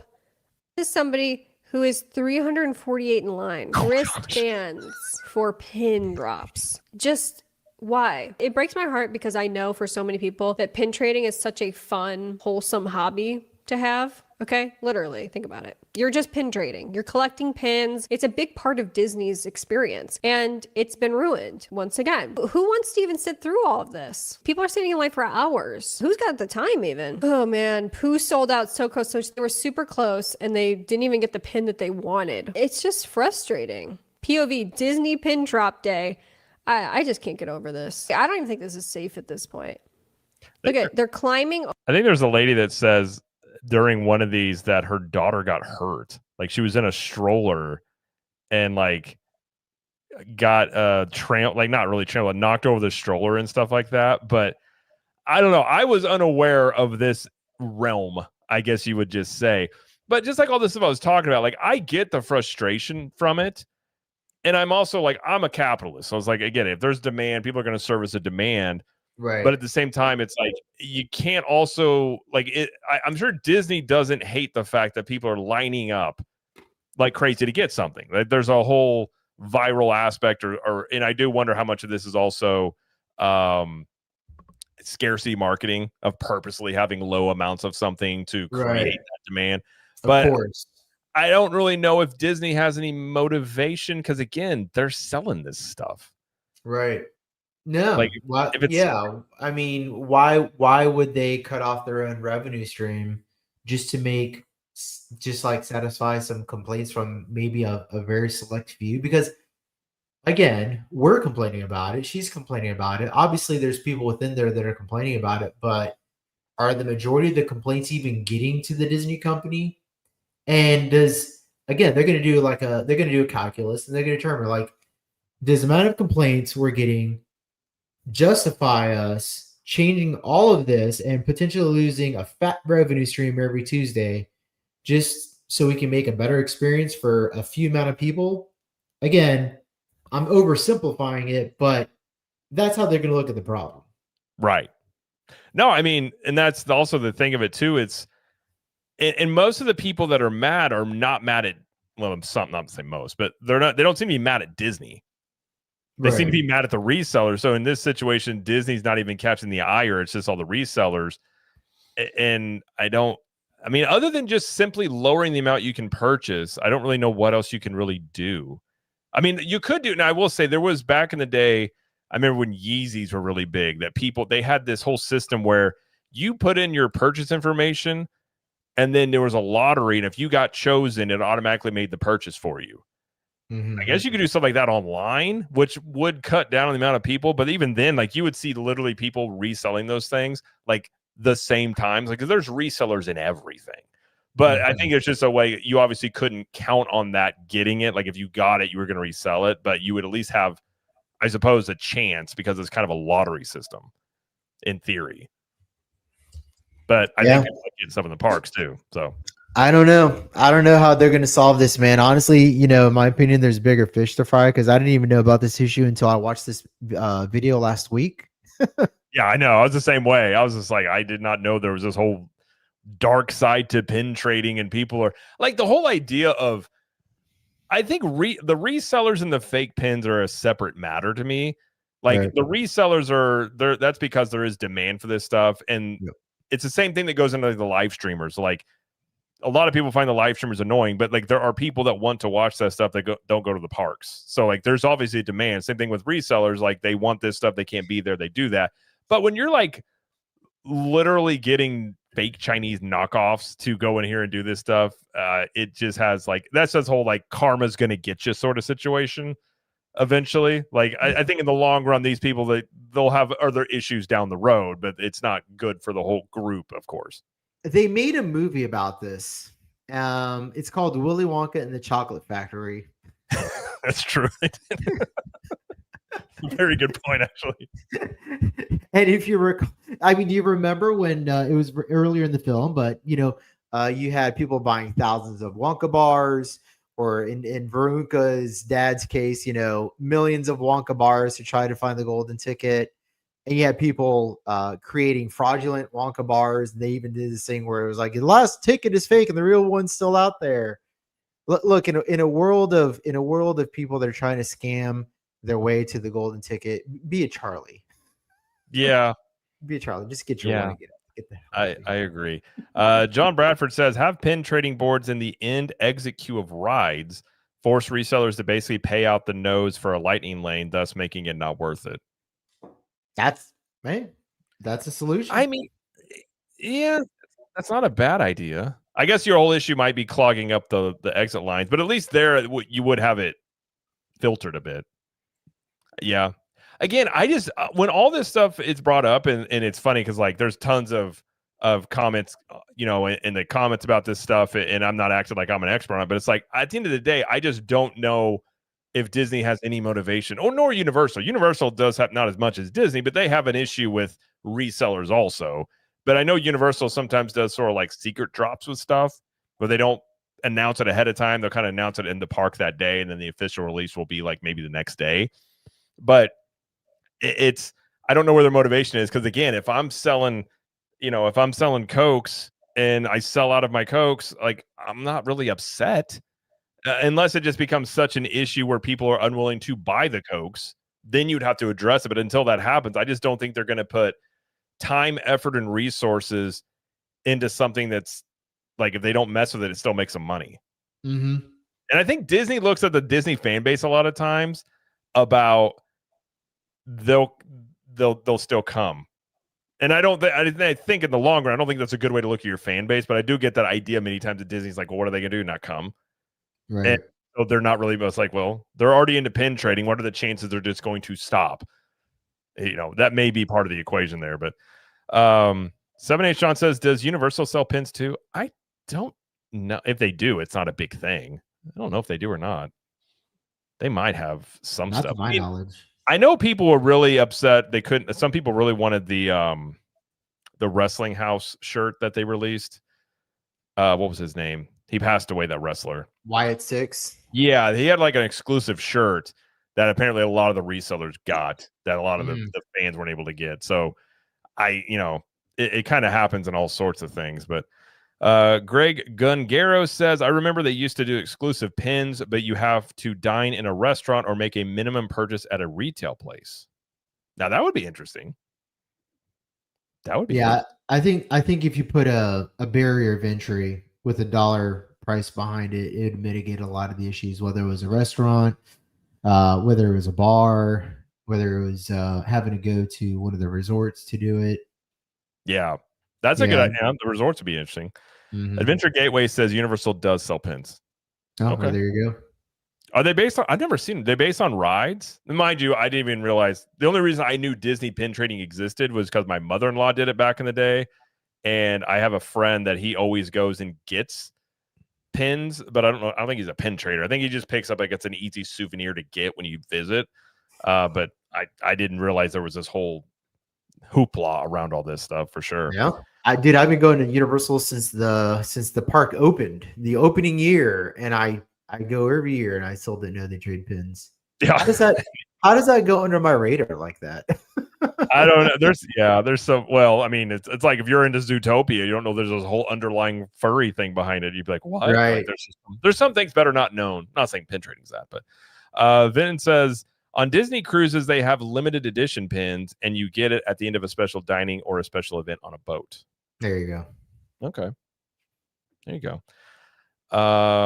Fort Misery Gaming says, are you talking about AOP pins? I have no idea. I'm talking like not the buttons. I'm talking about like the pin trading that Disney does. I don't know if Universal has those. Apparently, Adventure Gateway says not the like button ones that you put onto a shirt. That if that makes any sense. Yeah. Universal has those, but I don't know if they have like pins. Yeah, but I know what you're talking about. You're talking about buttons. Yeah, I don't know what you technically call those, but yeah, we have some of those. Like they've goes to AP ones and like magnets and things like that. But yeah, you get them at the AP lounges. Yeah. Adventure Gateway says they are basically more generic based on rights and IPs. They aren't as great. Okay. They have a Transformers one? I would get that. Hey, at least they're real. That's true. The 2010 countdown says the problem for Disney is that it's much more expensive to crack down on a supplier of fake pins compared to the same supplier reconstituting itself under a different name. That's very true. And that's the thing too about these Chinese manufacturers. They're shady. They will have like sub companies in trying to really track that stuff down. Like I still have it, but I used to have a wrist wrap company. It was a fitness brand. And there's this other brand. There's like Rogue Fitness, these other ones, and they will hit you up and they will tell you, hey, we are the manufacturer of Rogue Fitness wrist straps. We can get you the same wrist straps. I'm like, and they'll send you samples. And I remember I bought a Rogue wrap and they sent me one of their samples. It was the exact same thing. I'm sure Rogue Fitness was not happy about that, but they're always soliciting people to go to them for suppliers. And like, copyright stuff, I don't think they care about. And so I think that's a lot of, they can just throw this stuff on these. And especially if there's a market like this, they're going to look at it as a gold mine to either be able to sell them knowing they're fake, or I guess you could also have people buying these things not knowing that they're fake. That I guess would be interesting. Like, do they willingly know that they're fake, or are they just being duped? I guess would be the other equation of that. 7H John says, Capture the Magic, are you going on that new Disney Destiny cruise? No plans as of now. I'm not a big cruise person, if I'm being quite honest. The idea of being on the ship in the middle of nowhere is strange to me, but I've done one, but it's been a long time. Are you going on a cruise, Slimer? I have no plans to go on the Disney Destiny or any cruise for that matter anytime soon. Yeah, I'm kind of the same boat. My wife wants to. We'll probably do one in a couple of years or something. Vinton says, I worked at a high-end men's store. India is just as bad, trust me. Oh, them in Pakistan. Pakistan's another one. They are relentless in terms of annoyance of messaging you and wanting, it's just, that's a whole other world. But all right. Well, anything else you want to add about pin trading other than it's crazy and apparently there's fraud and conspiracies and backdoor dealings? I feel like there's people meeting in parking garages with briefcases full of pins that are making sunglasses and a trench coat. Man, you got the pins. Like doing secret little handshakes. Yeah, cops come in and bust them. I feel like Put down the pins. No. drop the pin. Drop the pins or the kid gets it. That reminds me of the meme you sent me about. I think I made the joke about somebody buying like chips that had seed oils in it. The cop's like, "Get on the ground, you son of a bitch! Drop the seed oils. Drop the pins, you son!" You're like, "Oh god." That's great. Yeah, I have nothing else to add. Hopefully, I never have to revisit this topic again. Yeah, I'm good with it too. Yeah. I figured I hit the trifecta because I had a bunch of people message me after the other videos. They're like, "You need to talk about pin trading." I'm like, I don't know anything about this, but Fort Misery Gaming says my wife bought me a Royal Cruise for my birthday next month. Haven't been on one in like 2 years though. It was cheap though. I've heard good things about Royal Caribbean. I've heard that. You know what? I test out a Royal Caribbean before I bought a Disney. And if I decided I liked the Royal Caribbean cruise, I think my next purchase would be a Disney cruise. Yeah, I will say the people I talk to that do Disney cruises, they freaking love them. Like they I've heard from many people, they say that the customer service you get on the Disney cruises is how it used to be in the theme parks. Like that level of attention to detail and everything like that. Yeah. But and like our travel agent sponsor, like they go on cruises constantly and like they like Royal Caribbean, but they said that they rave about the Disney ones. Although some of those Royal Caribbean cruises, I don't know how those ships float. They're like floating cities. Like, They're huge. I don't know how they're buoyant. Doesn't Royal Caribbean have the largest cruise ship in the world? I think they do. I'm pretty sure. And that thing is like it just looks like a floating Atlantic city almost. Yeah, I know Ordinary Adventures actually did a video on it about a year ago now. And I remember when they got on board that ship, I was just like, wait, this thing floats in the water? Does it actually float? What is going on? How's this physically possible? But yeah, I mean, the amount of water it displaces is absolutely insane. It's huge. It's massive. I don't know, man. Like, look, I love the Caribbean. I live in Florida, obviously. Did I not like the water? I wouldn't live here. I've been living here for over 39 years. For me though, going on a cruise is kind of just going like on an extended journey of Florida, kind of in a way. Like I can get everything that I want out of a cruise just by going to like Biscayne Bay or going to Anna Maria Island or hitting up the Howard Franklin or like there's just so many ways I can experience the water here in Florida. You can go to the Tortuga Islands, right? You can go to the Keys, rent a boat. And so for me to go to the cruise, it's just like you're spending $2,000 just to do what you can almost like already do living in Florida. Yeah, and so for me, this doesn't make a lot of sense. Most of the cruise allure seems to me eating a lot of food. Like I get it, like it's all you can eat food and like doing certain things. But yeah, if like you live in Florida, a lot of those things you can just do. But yeah. I mean, it's not like I'm not terrified of a cruise. I remember the one we went on. I remember I was out there and it was like literally, it's very strange not seeing any land. And then I'm just like, I'm on a floating vessel with like hundreds, if not thousands of people that if something happened, they're all going to lose it. And I'm like, I always immediately run to these. Like, I'm like Dwight Schrute, always being like, all right, if this happens, I'm going to establish a P corner over here. Like I'm always just thinking these scenarios. And I'm just like, these people are going to lose their minds if something happens. And then my wife's like, what are you doing? And I just have this far off look in my face. Probably. I'm just like, no, then I'm just hanging out. I look like I'm relaxing, but I'm running through 19 scenarios of what would happen sort of thing. But it sounds like a great plot for a zombie cruise movie. Have they done one of those? Because that's a good idea. Let me look at cruise. That is a good idea. Zombie cruise movie. Hey, Chad, if there is a zombie cruise movie, drop the name of the movie in the chat so I can watch it. I see Zombie Driftwood, but it got 1 out of 10 stars. I don't think that was probably a good one. Zombie Pirates. There is Ghost Ship. I've heard of Ghost Ship before. Ghost Ship was good. I liked the Ghost Ship. Is that the one where like the wire ends up cutting people? Is that the one? I remember seeing some clip of like people on a ship and I think so. One of the wires is tension and like everybody on the ship gets like sliced except for like a little girl or something like that. Maybe, I'm not sure. Yeah, I was like, I'm good. Like I just like that sounds terrifying. I'd rather go watch Step Brothers or something. It's like I don't know about all that. You can never all right, go with Step Brothers. Oh, dude, I love Step Brothers.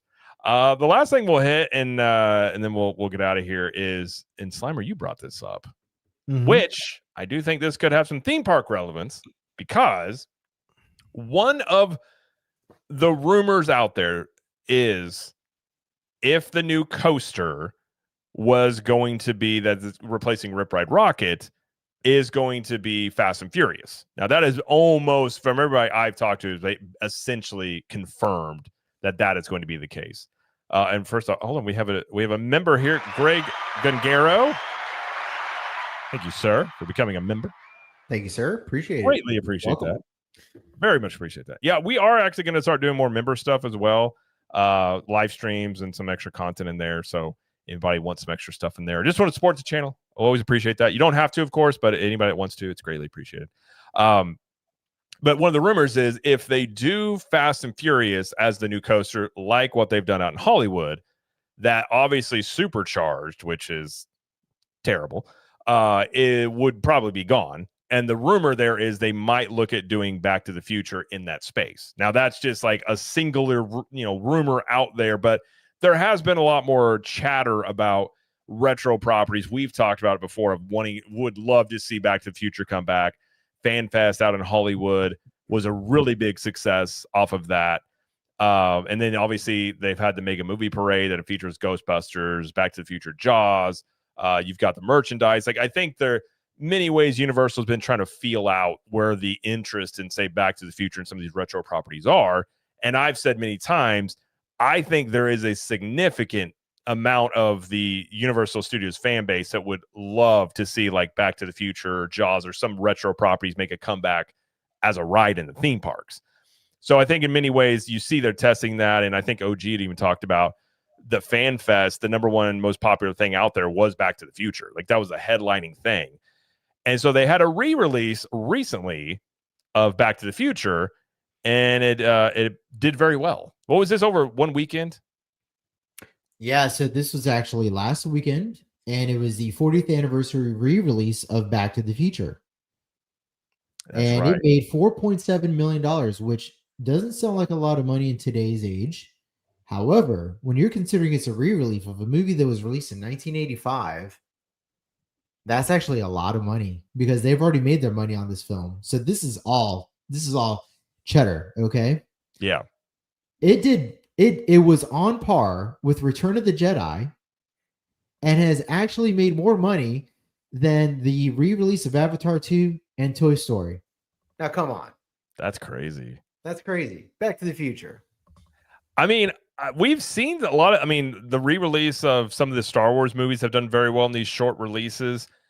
And I think if they are looking at this, and I'm not going to say that this is something it's a rumor about this going back into the theme parks, but if you are looking at this as potentially like, where's the audience for this? Where's the fan base for this? I would assume Universal has the sales of all the stuff that they're selling. They have FanFest interest. They have surveys. They might know. And then you see something like this where the 40th anniversary comes out. It has this type of weekend. I mean, it would be a risk, I suppose. Like, it's not a home run, like no-brainer necessarily, I suppose, from their end. I really do think, though, if they announced a Back to the Future ride that was not the same ride that was there, but some sort of reimagined new type of experience, I think that would go over like crazy with the Universal fan base. I agree. And I think that the movie doing really well is it's kind of like the last step of their 4-quadrant confirmation that Back to the Future is a way they can move forward with an IP into the parks. Because they know it's done well in FanFest. They know it does well with the merchandise. It's in the parade, and it gets a lot of praise for that. And now they did a 40th anniversary re-release, and it surpassed Toy Story and Avatar 2's re-releases. So I think that this is the information that they needed. They can close the chapter and say, okay, now we can proceed with going to the shareholders and saying, look, this is obviously an IP that people are into. They want. It's still relevant. As a matter of fact, this is how relevant it is. and then show them it surpassed Avatar 2 and Toy Story's re-releases, and then get a budget for reintroducing Back to the Future back into Universal Studios. And the great thing about Back to the Future, look at this. We mentioned Back to the Future and the Rogue Attraction's back. Hey, got him back in. The great thing about Back to the Future is that they can do this on a very low cost budget, in my opinion. Because if they really wanted to, Jared, and let me ask you what you think about this. They could just bring back the old attraction, and I think 90% of the guests would be like, "That's exactly what we want." You mean in the Simpsons area, replace it and just fit it back? Yeah, by 2028. By the time the Simpsons contract runs out with Disney, just bring back Doc's what was it called? Doc Brown's Institute of Technology. Yeah. I mean, if you think about it, so what's interesting, you're not off on there. The only thing I would say is I've heard that ride system is very dated. So you might need to get an updated ride system for that thing. But the big rumor there was Pokemon was going to go into the Simpsons area. Right. But now what I've been hearing is that Pokemon is likely to go into the Lost Continent. Now, again, these are all rumors, but let's say Pokemon did go into Lost Continent. I don't know. Even if Universal wanted to keep the Simpsons for the time being, which I've heard there are rumors out there of that, I don't think Disney will renew that contract, because what we just saw, the Simpsons collaboration with Fortnite has been very successful. They have a Simpsons movie. I think Disney is going to want to keep all their IPs in-house. So very likely, I think once that contract runs out in 28, the Simpsons lands are going to be no more. And I think Theme Park Wizard had mentioned as well that there is some sort of, at least some decent amount of chatter about they're getting ready to do some work or do something with their Simpsons area out in Hollywood. It would make some sense. Like if you did bring back to the Future here, I think the fan base would love it. And the original spot it was in. I mean, listen, if Back to the Future comes into the parks, I'm not going to be mad where it goes. Yeah. So if it's here or if it's in Supercharged, I think that I would love it. And Mastermind even said, and I forgot about that the UK park is looking rumored from the concept art that has a Back to the Future area as well. So if they're willing to put it into the UK park, I feel like it makes a no-brainer to put it into Orlando at least.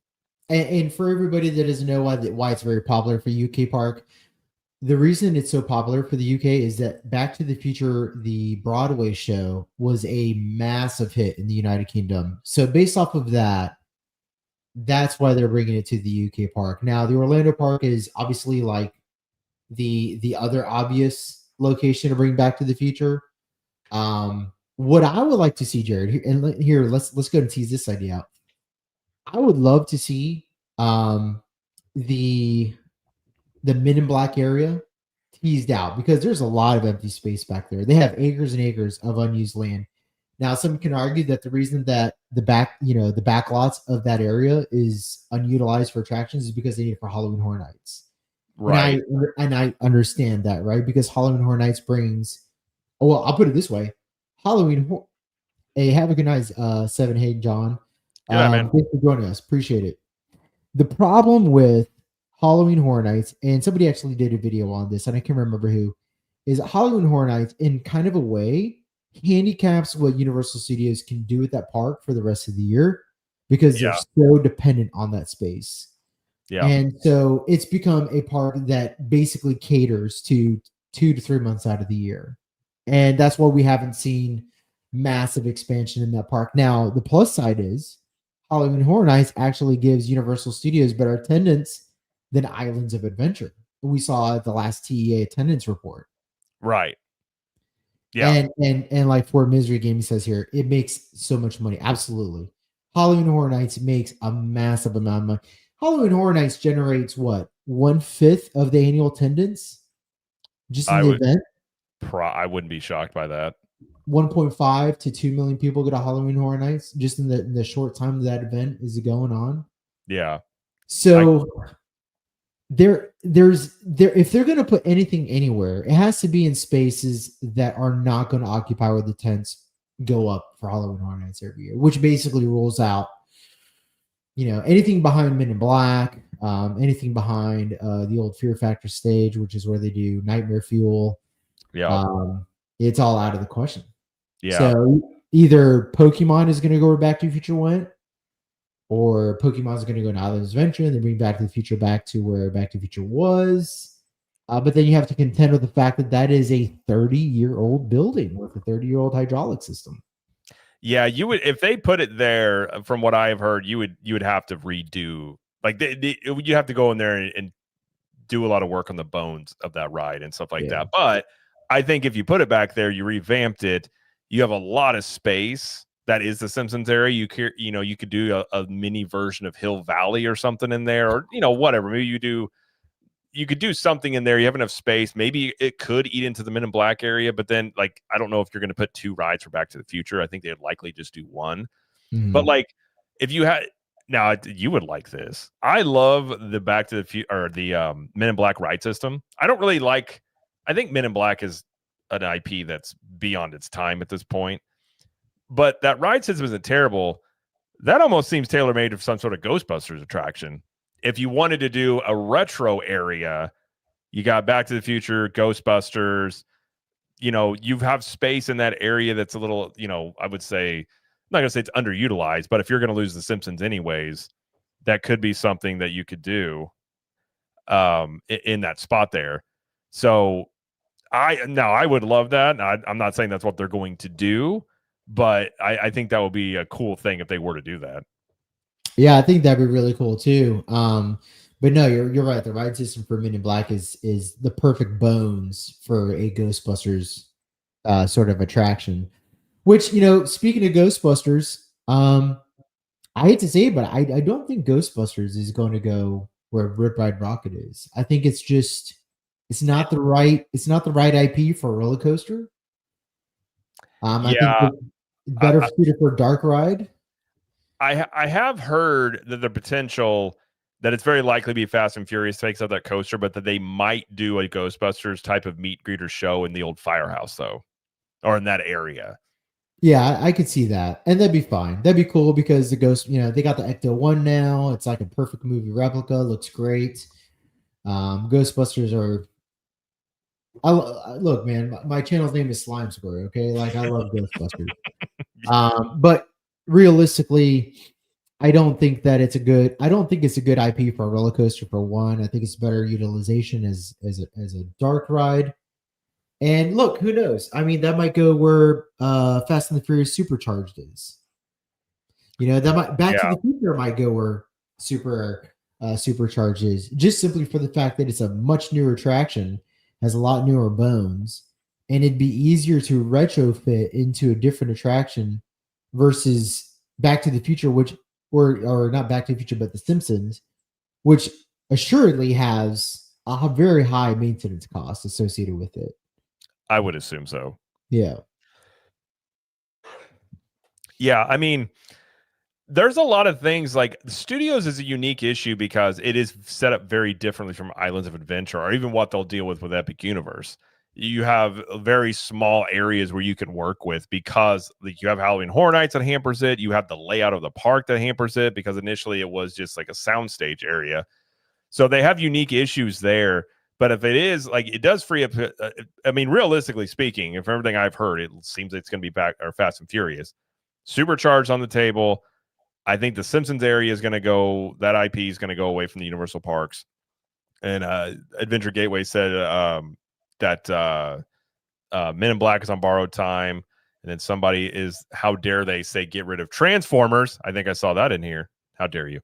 But you have areas of that park that are foreseeably you look at and you're like, you could definitely do something here. Fear Factor stage is something, but they're not going to get rid of that. I've made the argument if you're going to use Wicked, put a stage show of Wicked there in that Fear Factor stage area, and then you can still use that for Halloween Horror Nights.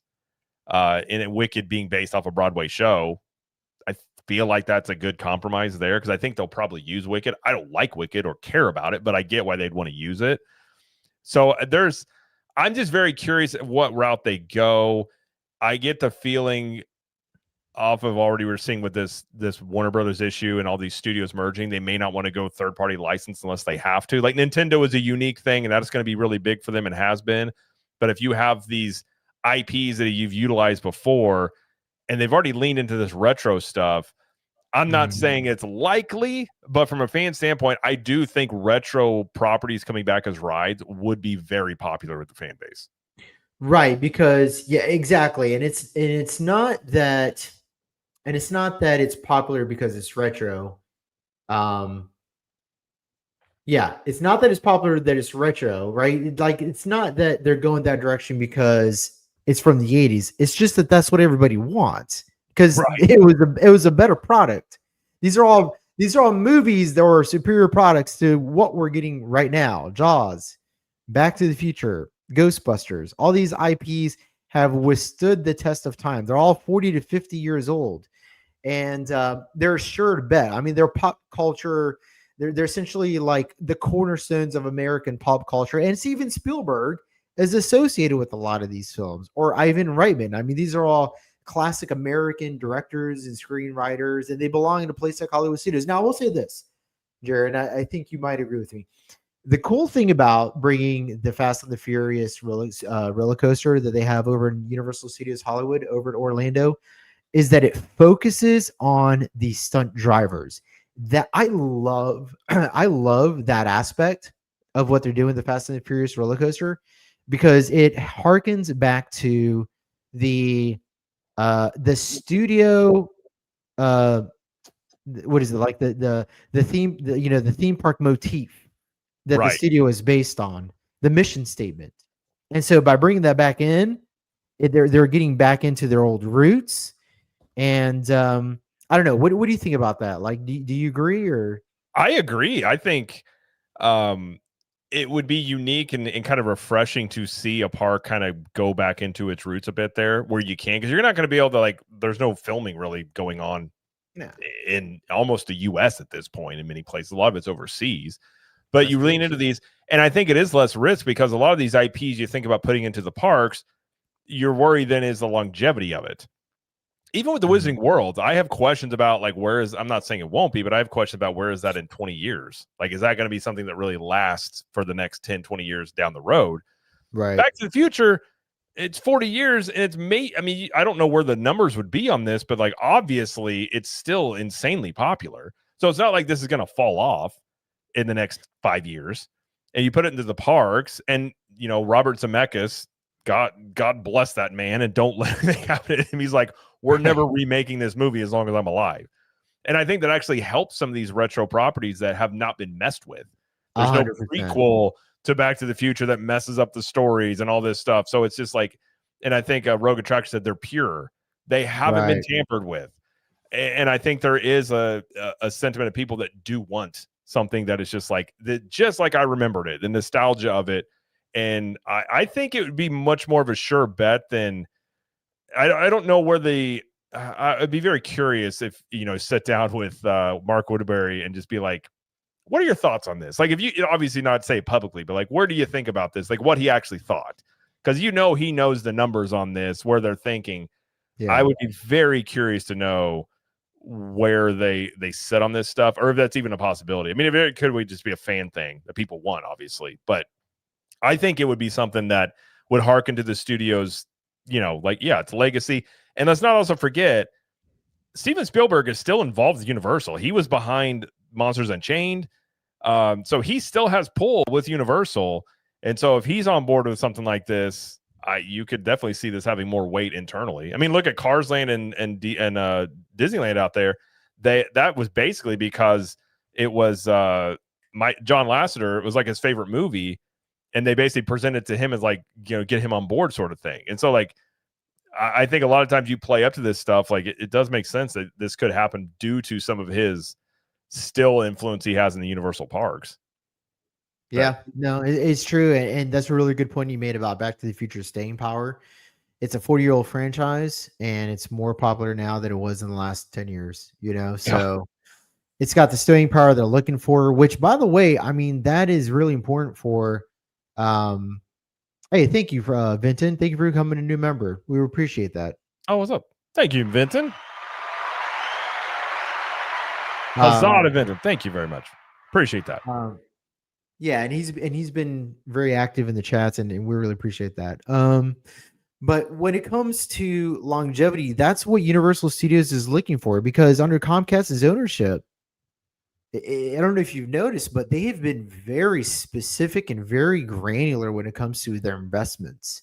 Simply for the fact that Comcast has $90 billion in debt, including cash, and a lot of that is infrastructure. Yeah. But they're not going to make these $60 billion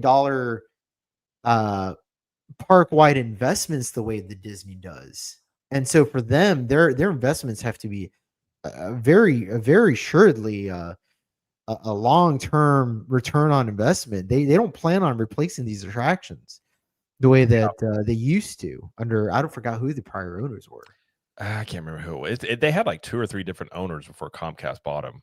Yeah. But yeah, no, that's a good point. I mean, and you think about the cost of this, like it wouldn't be near as much, I would assume, as it would be with, and I guess the risk too. I just don't know where their appetite is with this stuff. But I mean, if you look at the chat, I think most people are agreeing that, like, I mean, Vinton's even says they really need to lean into the old IPs. It's tried and true.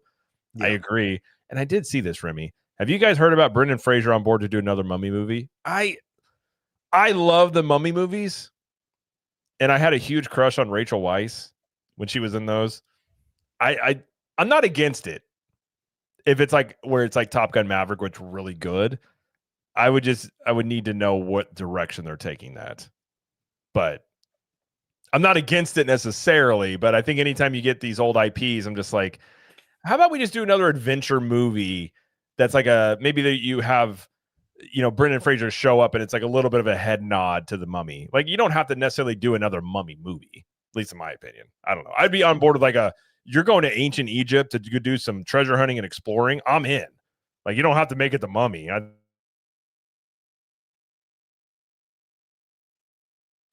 Oh, you froze, Jared. Well, we're gonna wait until Jared comes back on. At least he's frozen on my end. But yeah, let us know in the chats how you feel about the new Mummy movie.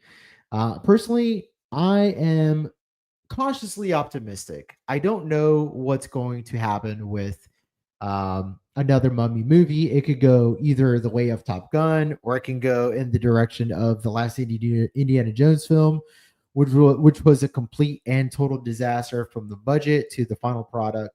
So we'll finally see. And hey, Kiki and Luca, thank you for joining us. Is OG taking a dump? No, OG is not taking a dump. He actually had to join another live stream with our friends Jared. I think they were going to talk about his new movie Disclosure, which, if you haven't checked that out, go on to YouTube, go to How Stories Work with Jay Shearer, and check out his new film Disclosure. It's a really good film. All right, let's see who we got here next. He can finally get I think we're back here. Hey, welcome back. So the Mastermind Live. Yeah. Let me know if you guys can hear. My internet dropped out. Wait for Slime Square to come back. Sorry about that. All of a sudden, everything I had to connect to the internet just completely went out. And I think it is back up. Can you hear me? Yeah. Do you see me in the chat? Yeah. Okay. Okay, cool. Yeah. My internet just dropped out all of a sudden. Everything was connected. Like, it just blanked out for a minute and came back up. So my apologies. Sorry about that. I don't remember. I don't remember what we were talking about before that happened. We were talking about the Mummy. Oh yeah. I mean, I just saw a comment about that. Where did it go? Somebody mentioned they could redo it and do it better than the last few Indiana Jones movies. I'm like, I agree with that. Well, that's my concern. Well, okay, so you might lose thousands of followers if I say this. So be forewarned.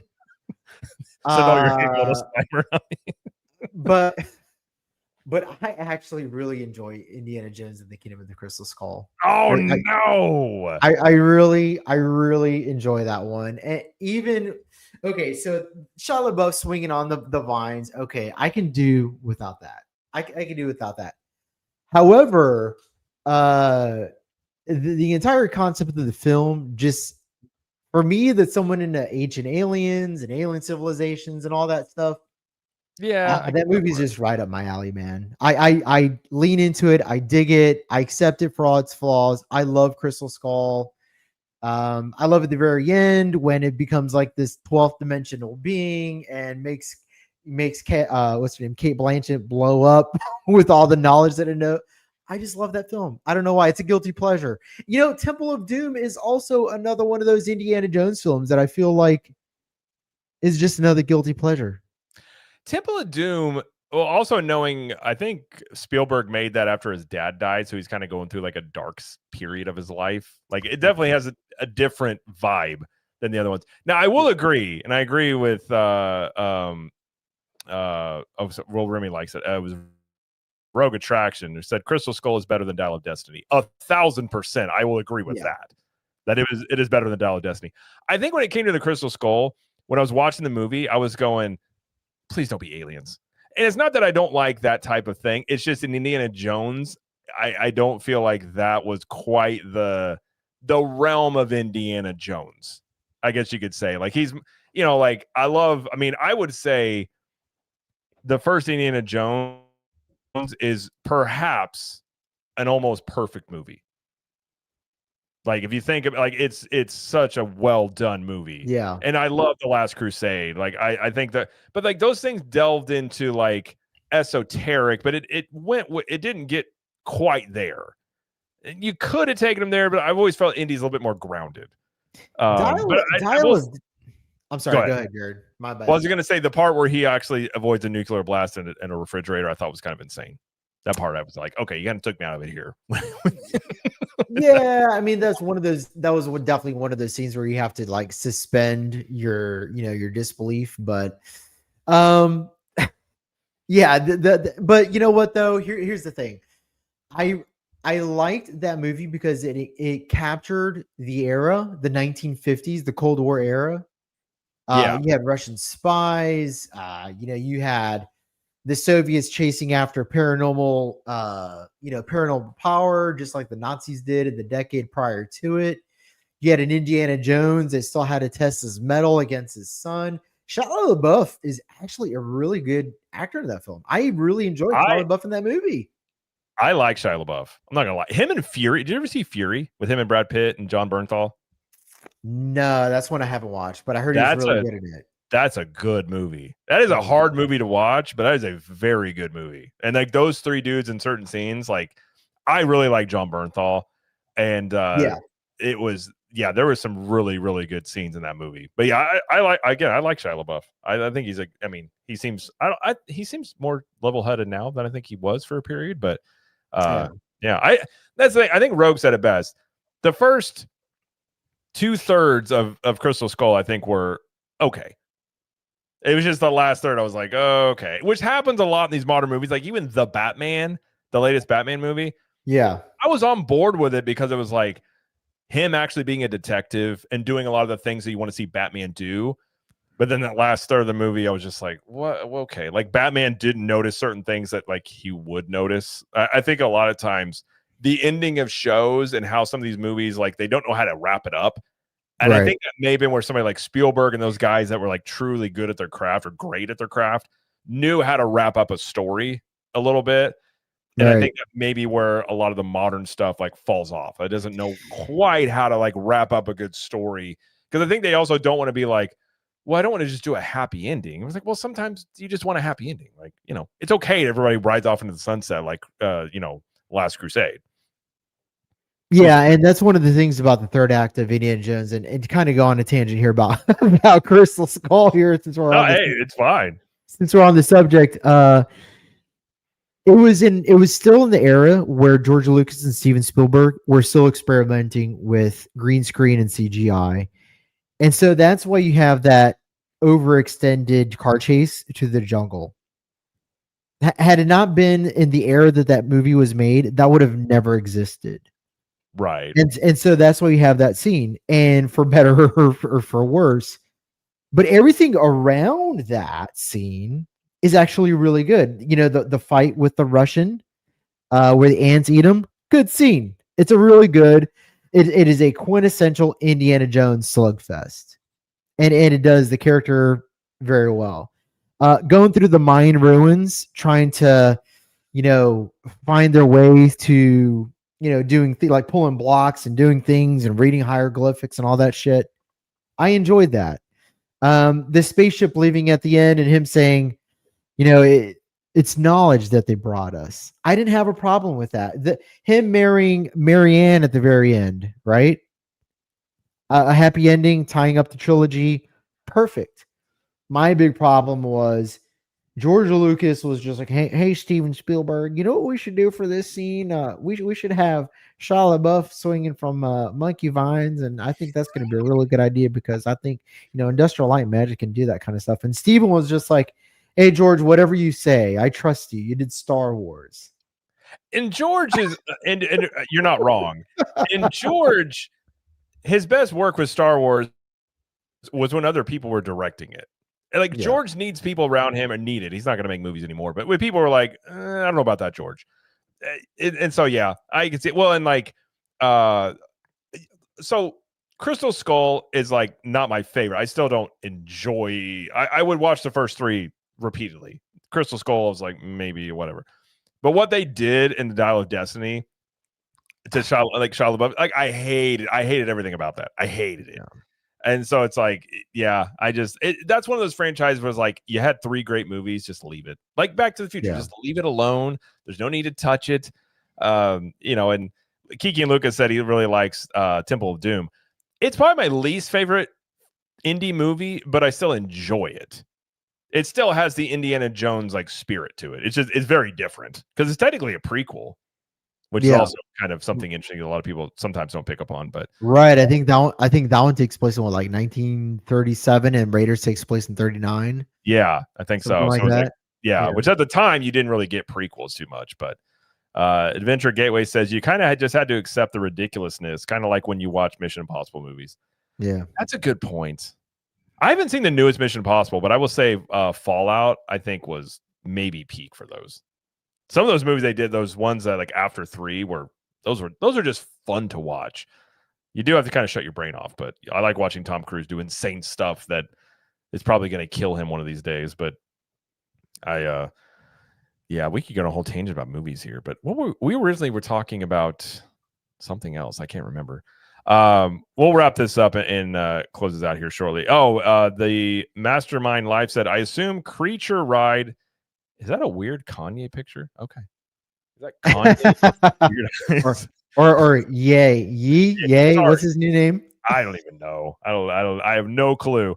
It says, I assume Creature Ride would be right after Creature movie. I assume Wolfman movie and Wolfman Ride would coincide, considering Wolfman wasn't originally planned. That would be interesting. I've heard the rumors of like if they did launch some of those, would they then do that? It's a good question. Yeah, so Darkmoor does need that Creature of the Black Lagoon ride for sure. Absolutely. And it needs to be indoors. Maybe it can be partially outdoors, but there does need to be an indoor component, at least for, some of the more like dramatic effect. But that ride system, which is going to be featured in what park? Jared, Dollywood? Is that? That is that ride system, that water coaster thing is it's coming to Dollywood in 2026. Yeah. And then they have it currently in it's a park in Paris. I think it's that park that has that replica Spaceship Earth. Okay. I can't remember the name of it. But yeah, it's out there. It looks like a cool ride system. And it's been rumored to be in Dark Universe to go for Creature of the Black Lagoon. I just don't know if they would tie it around a movie or not. Because I don't know if the Dark Universe is interesting because you don't necessarily, I mean, obviously, like that land is very popular and it's not tied to any current movie. So it's like it doesn't necessarily need it. It almost created their own little environment with it. But I don't think they would be against a movie if it would come out. But I don't know. I think there is a Wolfman movie coming out, but I don't think it's from Universal, though. I can't remember, though. I think I remember seeing that. But Kiki and Lucas says, Dial of Destiny was a disaster. They tore down Indy and Luke Skywalker. No need to tear down our heroes. That I completely agree with. That is the thing that's annoyed me so much about Star Wars and like Indiana Jones. Like, why you don't have to tear them down? Like it's that was Europa Park. That's what it is. I remember something like that. But well, that's all I really had to talk about here. I hope that we get back to the future. And OG was on here earlier. He had to dip out, go over to, I think, is Jay doing a live stream? I don't know if it's a live stream, but I know they're recording to talk about, I think they're going to do a reaction to Disclosure's new film. Yes. Well, I will say, and if anybody, but before we go, if anybody wants to chat about anything random, you can throw it in the chat, and we can chat a little bit more. But Jay Shear, good friend, he's a very smart dude. He just had a new movie come out. What his channel? What is his channel name again? I'm drawing a blank. It's How Stories Work with Jay Shear. That's right. How Stories He Work. decided to go with the longest name for YouTube channel. He did.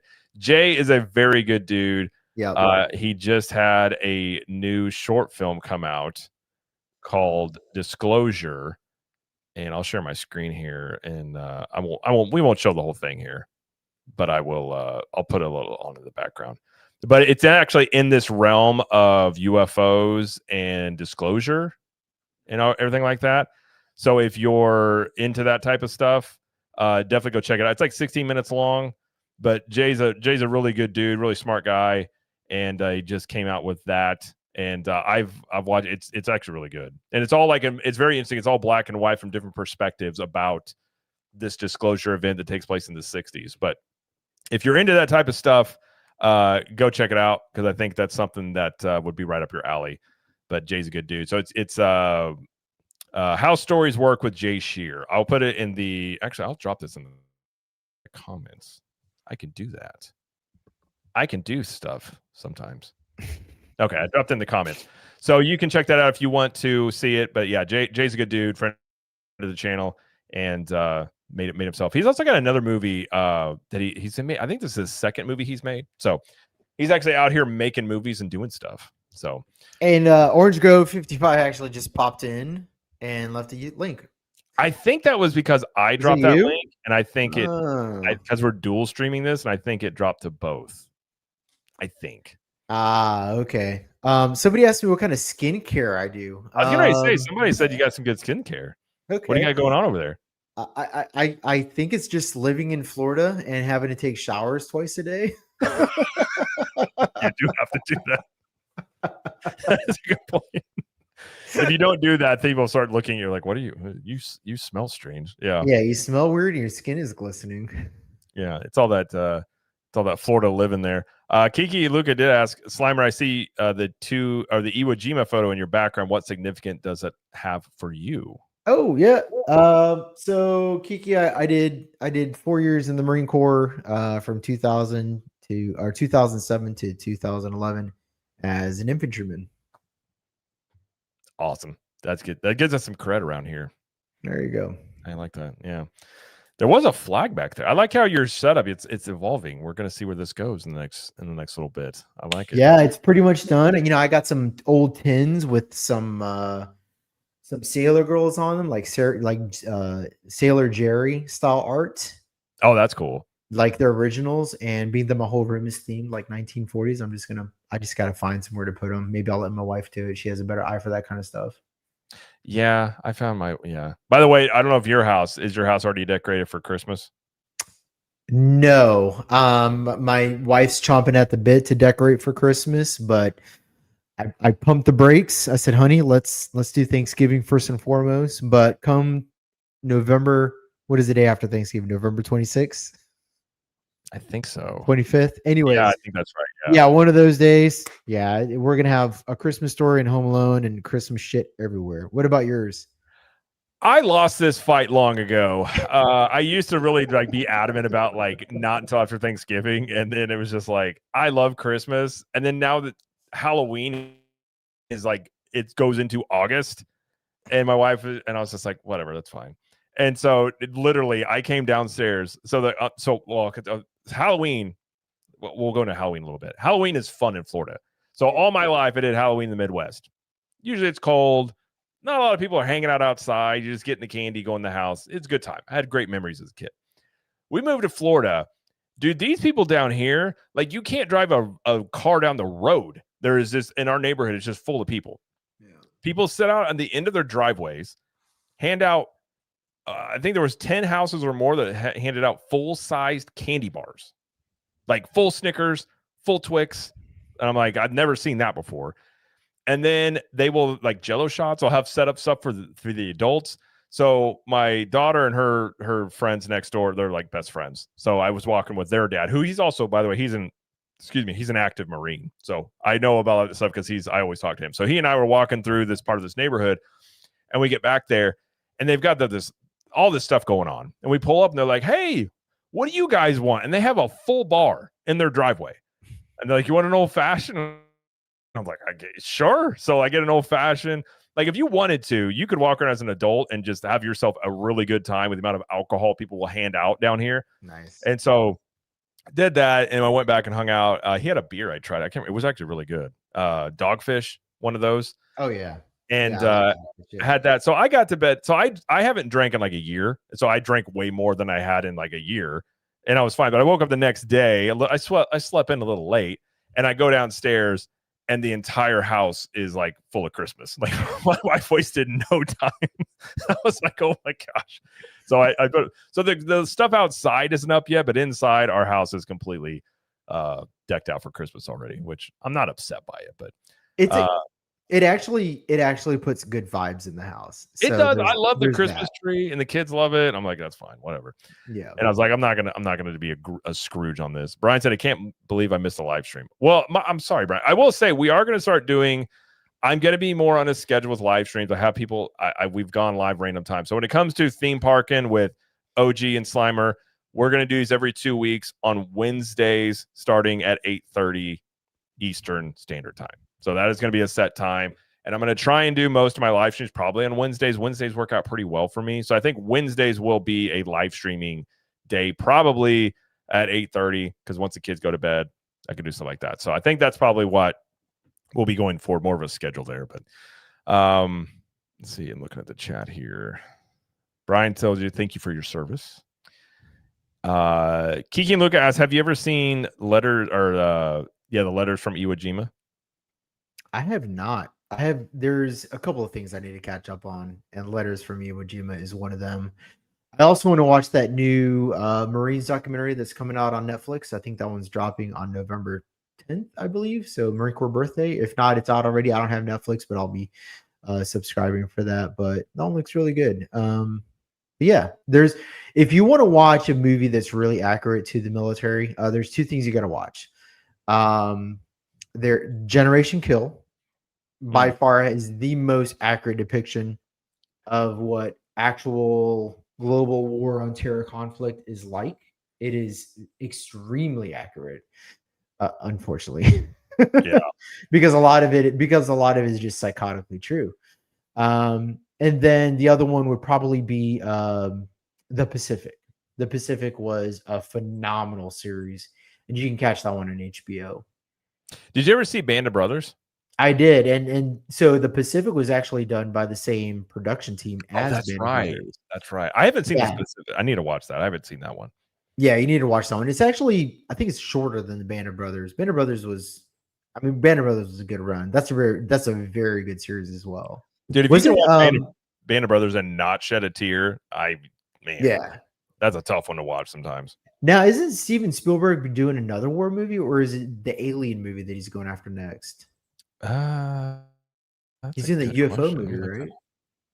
Yes, he's doing one. I think that's what Jay was saying.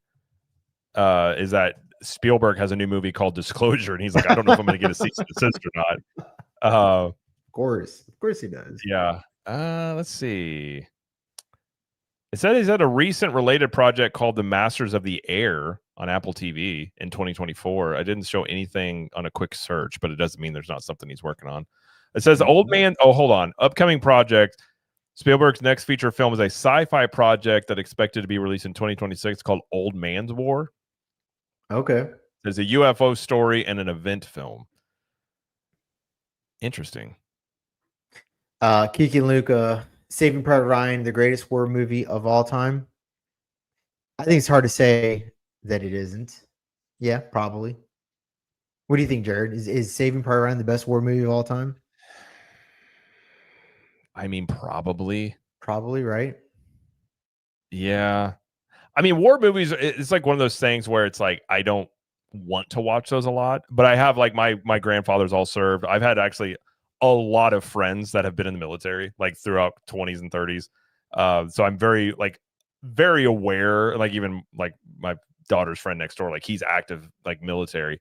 So I'm very aware of all that stuff, and I've talked to a lot of those guys that have seen stuff, and like it's why, I mean, it's crazy what you see in war, but it's not like a movie's like genre I want to watch all the time, but the ones when you do watch it, I feel like it's important to see some of that. And I would say Saving Private Ryan, that's right up there with Band of Brothers in terms of like quality, I would say, of like what they show and are hard to watch in many ways. Yeah. I mean, I think the other movie, you know what I actually watched very recently, and I had a completely different take on it, was Apocalypse Now.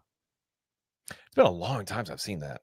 Yeah, I watched it recently. I had a completely different take on it because now I watched it through the lens of somebody that's been in combat several times and somebody that's in their 40s that has a family and that has seen some things. And dude, Apocalypse Now blew my mind. Really? That movie blew my mind completely differently than it did when I originally watched it in my early 20s. That's a film. That's a film. If you haven't watched that one recently, Jared, Apocalypse Now. I do like how movies can hit you different times in like phases in your life. And one is Interstellar before you have kids and after you have kids. Why is that? Because you've seen Interstellar? Yeah, of course. Okay. So the whole thing it basically hinges on his relationship with his daughter. And I have a daughter. Gotcha. I watched a scene from that. I'm not my wife I've been called a robot many times. Something broke in me, whatever. We all have stuff in our life. But like I typically just don't cry. I'm not an emotional person in that way. And I remember I watched that scene toward the end of it, and like I was like, somebody's cutting onions in here, because when you have a daughter, like it softens you. Like it totally softens you, and you just become a ball of clay to what they want. So yeah, that one hit way different post having kids. I was like, because it just changes like his sacrifice, what he does in that part where he's watching them, like he was gone on that planet, and like all those years go by. Like, oh, like it's hard enough now. Like I saw a meme the other day. Was like, oh, when your phone decides to torture you by showing you all the like a slideshow of your kids as they're growing up, and you're just like, son of a bitch, they were just small yesterday, and just stuff like that. It's just, yeah, that movie hits a little bit different. Things resonate with you the older you get. Yeah, and you just sometimes you just don't recognize it. So I do need to go back and watch some of these, because it's been a while since I've seen some of these kind of war movies. But the Adventure Gateway says big fan of 1917. I have not seen that one. I have not seen that one. Mm-hmm. Is that the one that's World War I? Yeah, it's a World War I film directed by Christopher Nolan. Very good film. Oh, that's right. Yeah. Kiki and Lucas said it's my birthday today, and well, happy birthday, Kiki. Happy birthday. Hope you have a good birthday, or had a good birthday. And my wife and kid forgot. Oh, damn. But I'd rather spend it with you guys and my dogs anyways. Thanks, guys. Well, I'm sorry your kids forgot it. If I had a cake, I would. I don't have a cake. But so do we all need to sing happy birthday to Kiki and Luca? I mean, as a chat, you don't want me singing. I will ruin it. But if everybody wants to sing happy birthday, that is totally acceptable. But I hope we can help have a good birthday evening at least. But if you want to go on a solo, I mean, if you want to start singing, no, I'm good. I'll spare everybody, but make sure you wish them happy birthday in the chat. Absolutely. Vinton Solar says, the older you get, Jared, I used to never cry. I cry now very easily. The older you get, the more you'll find yourself crying. I've noticed that. I have noticed that. Whenever Jared, whenever you said I don't cry very easily, the first thing that came to my mind was that one scene in Terminator 2 is like, I don't know why you cry, but it's something I can never do. Dude, I remember my wife marvels at me, like me and my brother, and she's like, how did you guys turn out the way you did? Because I remember telling her specifically there was an instance in my life before I met my wife where I remember feeling the emotion of like, here's where you cry, and physically it just never happened. And I was like, something then and there broke. I don't know what it was, but something broke. And I was just like, I could understand the emotion is there. I can feel it. And I know they're supposed to be crying, and there's just nothing. And I'm like, that's probably not good. But maybe I've worked to myself a bit more. And this is why you lift weights and get jacked now. Honestly, yeah, that's why you take out all the anger and frustration you have in your 20s. You just go work out and you feel better. You're like, I feel better. Okay, I feel a little bit better now. That's it. Mr. Bryant says women more emotional pre-midlife, men more emotional post-midlife. That's probably a good. Yeah, I would probably say it's probably pretty accurate. Yeah, once you see something, yeah, and then honestly too, like if I watch something now, I did get emotional in the end game. And again, it's after having my daughter and just having kids, as whenever after Tony dies and his daughter talking to Happy. And I remember I was in the theater and I was like, son of a bitch. Like I was like, are you gonna cry? I'm like, shut up. Like she doesn't make fun of me. She actually likes it. She's like, oh, you're human. I'm like, okay, yeah, okay. No, I'm a Terminator. Come on. She also likes when I do Arnold. I can do like phrases in Arnold. I know I'm supposed to cry. I'm not gonna do it. Hey, that's really good. I really enjoy that. It's good in spurts. I can't do a prolonged Arnold. Right. There is a dude on Instagram that does he's the one that he ends up voicing all those Bone Thugs and Harmony, like with the Arnold voice. Right. That dude has the best Arnold voice I've ever heard. But isn't it like what you gonna do? Yeah, that's not a bad Arnold. Yeah. So okay, my wife's name is Jamie. So they're in what's the movie with Turbo Man? Jingle All the Way. Yeah, Jingle All the Way. Yeah. And so I always used to make her laugh. They'd be like, Jamie, what are you doing? And just yell at her in the house. And Turbo Man, let's go. But It's my Turbo Man dog. Dude, have you ever heard of a band called Austrian Death Machine? Yes, I have. They're great. We're friends. Yeah, there's also an old skit where there's this guy who's like Arnold's Pizza Shop, and it's like you call in. Did you ever hear that one? It was like back in the E-Bomb world days. Was this okay? So was it a skit or was it like a prank call? It was like it was like an answering machine for like a pizza joint. Okay. This guy, you reach Arnold's Pizza Shop. If you like to leave an order, leave your name and number. If you want pineapple on your pizza, shut up. Like you do like the whole thing. I do remember this.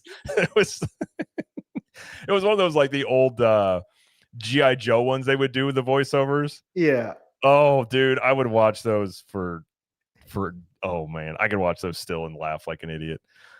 Oh. I do remember that Arnold. Mr. Bryan says Arnold soundboards were OP. Oh yeah. Oh yeah, there were Arnold soundboards everywhere. Yeah. Yeah, and you know which ones were probably the best in my opinion? Arnold was good, but I love the Joe Pesci ones. The Joe Pesci ones are pretty good. Dude, dude, we had an epic prank call with me and my buddy Jay, and we called his dad, and his dad's Sicilian. And he has the temperament of a Sicilian, okay? And we called him with the Joe Pesci soundboard, and for whatever reason, like this guy just did not know that we were like effing with him with the Joe Pesci soundboard. And he started screaming at him. Anyways, man, it was just so funny because Joe Pesci's like, he's saying all the things and he's angry in his Joe Pesci voice. And his dad's just like, oh yeah, like come on over, I'm gonna kick your effing ass and all this, and we're just like, oh my god, like how does he not? This guy's arguing with Joe Pesci. Then you tell me you were arguing with a computer, basically. Yeah. Oh my god, it was great. Good times. That. Things you do when you're 19 years old. lots of dumb stuff. Yeah, lots of dumb stuff. I see. Get to the chopper. Come on. I still love I love Predator. And when he sees Carl Weathers, you son of a bitch. They got you pushing too many pencils. Oh, great lines for life, man. I see that my brother all the time because he has like this high up corporate job, and it was like, you've been pushing too many pencils. And just mock him. And what's wrong with CIA is got you pushing too many pencils. Mr. Bryan says, you kicked my dog. You kicked my dog. Oh, no. I remember that prank call. That was a good one. Oh, yeah. I remember that. I'm going to shoot him. Pizza and Park Op says, my grandpa was a pretty big, larger-than-life guy, and he was a crier when he would get to talking about his family. He was one of those guys who was really proud of us all. I mean, yeah, I did not have those grandparents, but my grandpa, as he got older, he and Eric M says, love your stuff, Captain Magic. Well, thank you for being here. he had he eventually died of cancer, but he had a different cancer the first go around. And so my brother and I, because he like wouldn't stop mowing his yard, so we just went over there to mow his yard, and he like really like the whole time we're mowing, he's just standing there watching us, like really like proud. And we got done, and like he was crying a little bit, but he never showed emotion. That was the only time I ever really saw him have emotion, was that. But he was like very proud that we like went over and mowed his yard, because we basically just made we just took the mower, we're like, we're mowing your yard, and he was just trying to argue with us, like, no, just sit down, we're gonna mow your yard. But it's yeah. And it was at that point the mantle was passed. Yeah. And he's still like, he wouldn't let it. Once he got to feeling a little bit better, because he beat that round of it, he went back to mowing his yard like right away. He's like, that was the thing he liked to do. Pizza and Parkop says, for a great Arnold Schwarzenegger metal band tribute, Austrian Death Machine. Yeah, Austrian Death Machine is pretty awesome, I will say. Yeah, we mentioned that earlier. Austrian Death Machine is great. One of these times, we'll have to bring out some of these soundboards. I listen. I love it. You give Arnold impersonations and stuff. They're a good time. They're a good time. But all right, well, we've been on here. It's almost 11:30. I don't want to keep Slimer up too late. And this was fun. I enjoyed this. We had OG on earlier. OG had to dip out to go check out Jay. Talk with Jay over there. Mr. Bryant says probably for another live stream, but it's upsetting that entertainment is now so political. People just can't simply enjoy like we used to. That I very much agree. And that there's some hope there. Did you see the recent comments by Jennifer Lawrence where basically she's like, nobody cares what celebrities think. We should just be quiet. I'm like, it's a good point. You should probably just make your movies. But yeah, that was, well, we can get it on the future live stream for sure. But yeah, no, this was a lot of fun. And before we go, Slimer, where can everybody check you out? Hey, before I tell you where you can check me out, guys, thanks so much for joining us in the chat today, staying late with us. We really appreciate it. We appreciate the company.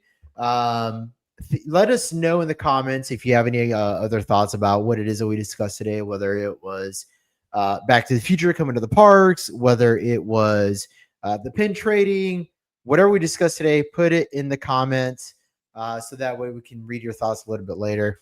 But Jared, thanks again for putting this on again. Capture the Magic is where you can check Jared at.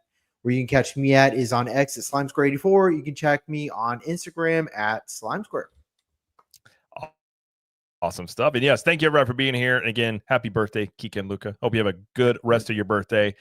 And I will say before we go, I don't plug this enough, but if anybody's looking, if you're looking for some theme park apparel, we do have an apparel company, Capture the Magic Apparel. And I actually am working on some new shirt designs. And I will say, I don't think I'm going to release it yet, but I have a very good Soarin' Across America shirt design. I'm going to show it to you later. It's probably too early to release it now, considering that's not going to open until next summer, but it's very Americana. I'll put it that way. So that one's in the bag. But if you go to CTMAPPARELCO.com, got a whole bunch of theme park shirts, pop culture shirts. And if you guys use the promo code YouTube, you'll get 15% off your order. And if you order $49 or more, you get free shipping. So if you want to contribute to the channel and also get some good shirts in return, it's a great way to do it. And I actually print everything in-house. We don't use third-party printers, so I actually have a whole printing setup in my garage. I was actually doing that today as it's getting to the very busy time of year now. So with very high quality, the shirt prints will last a very long time. I'm wearing one of the Pirates of the Caribbean shirt here.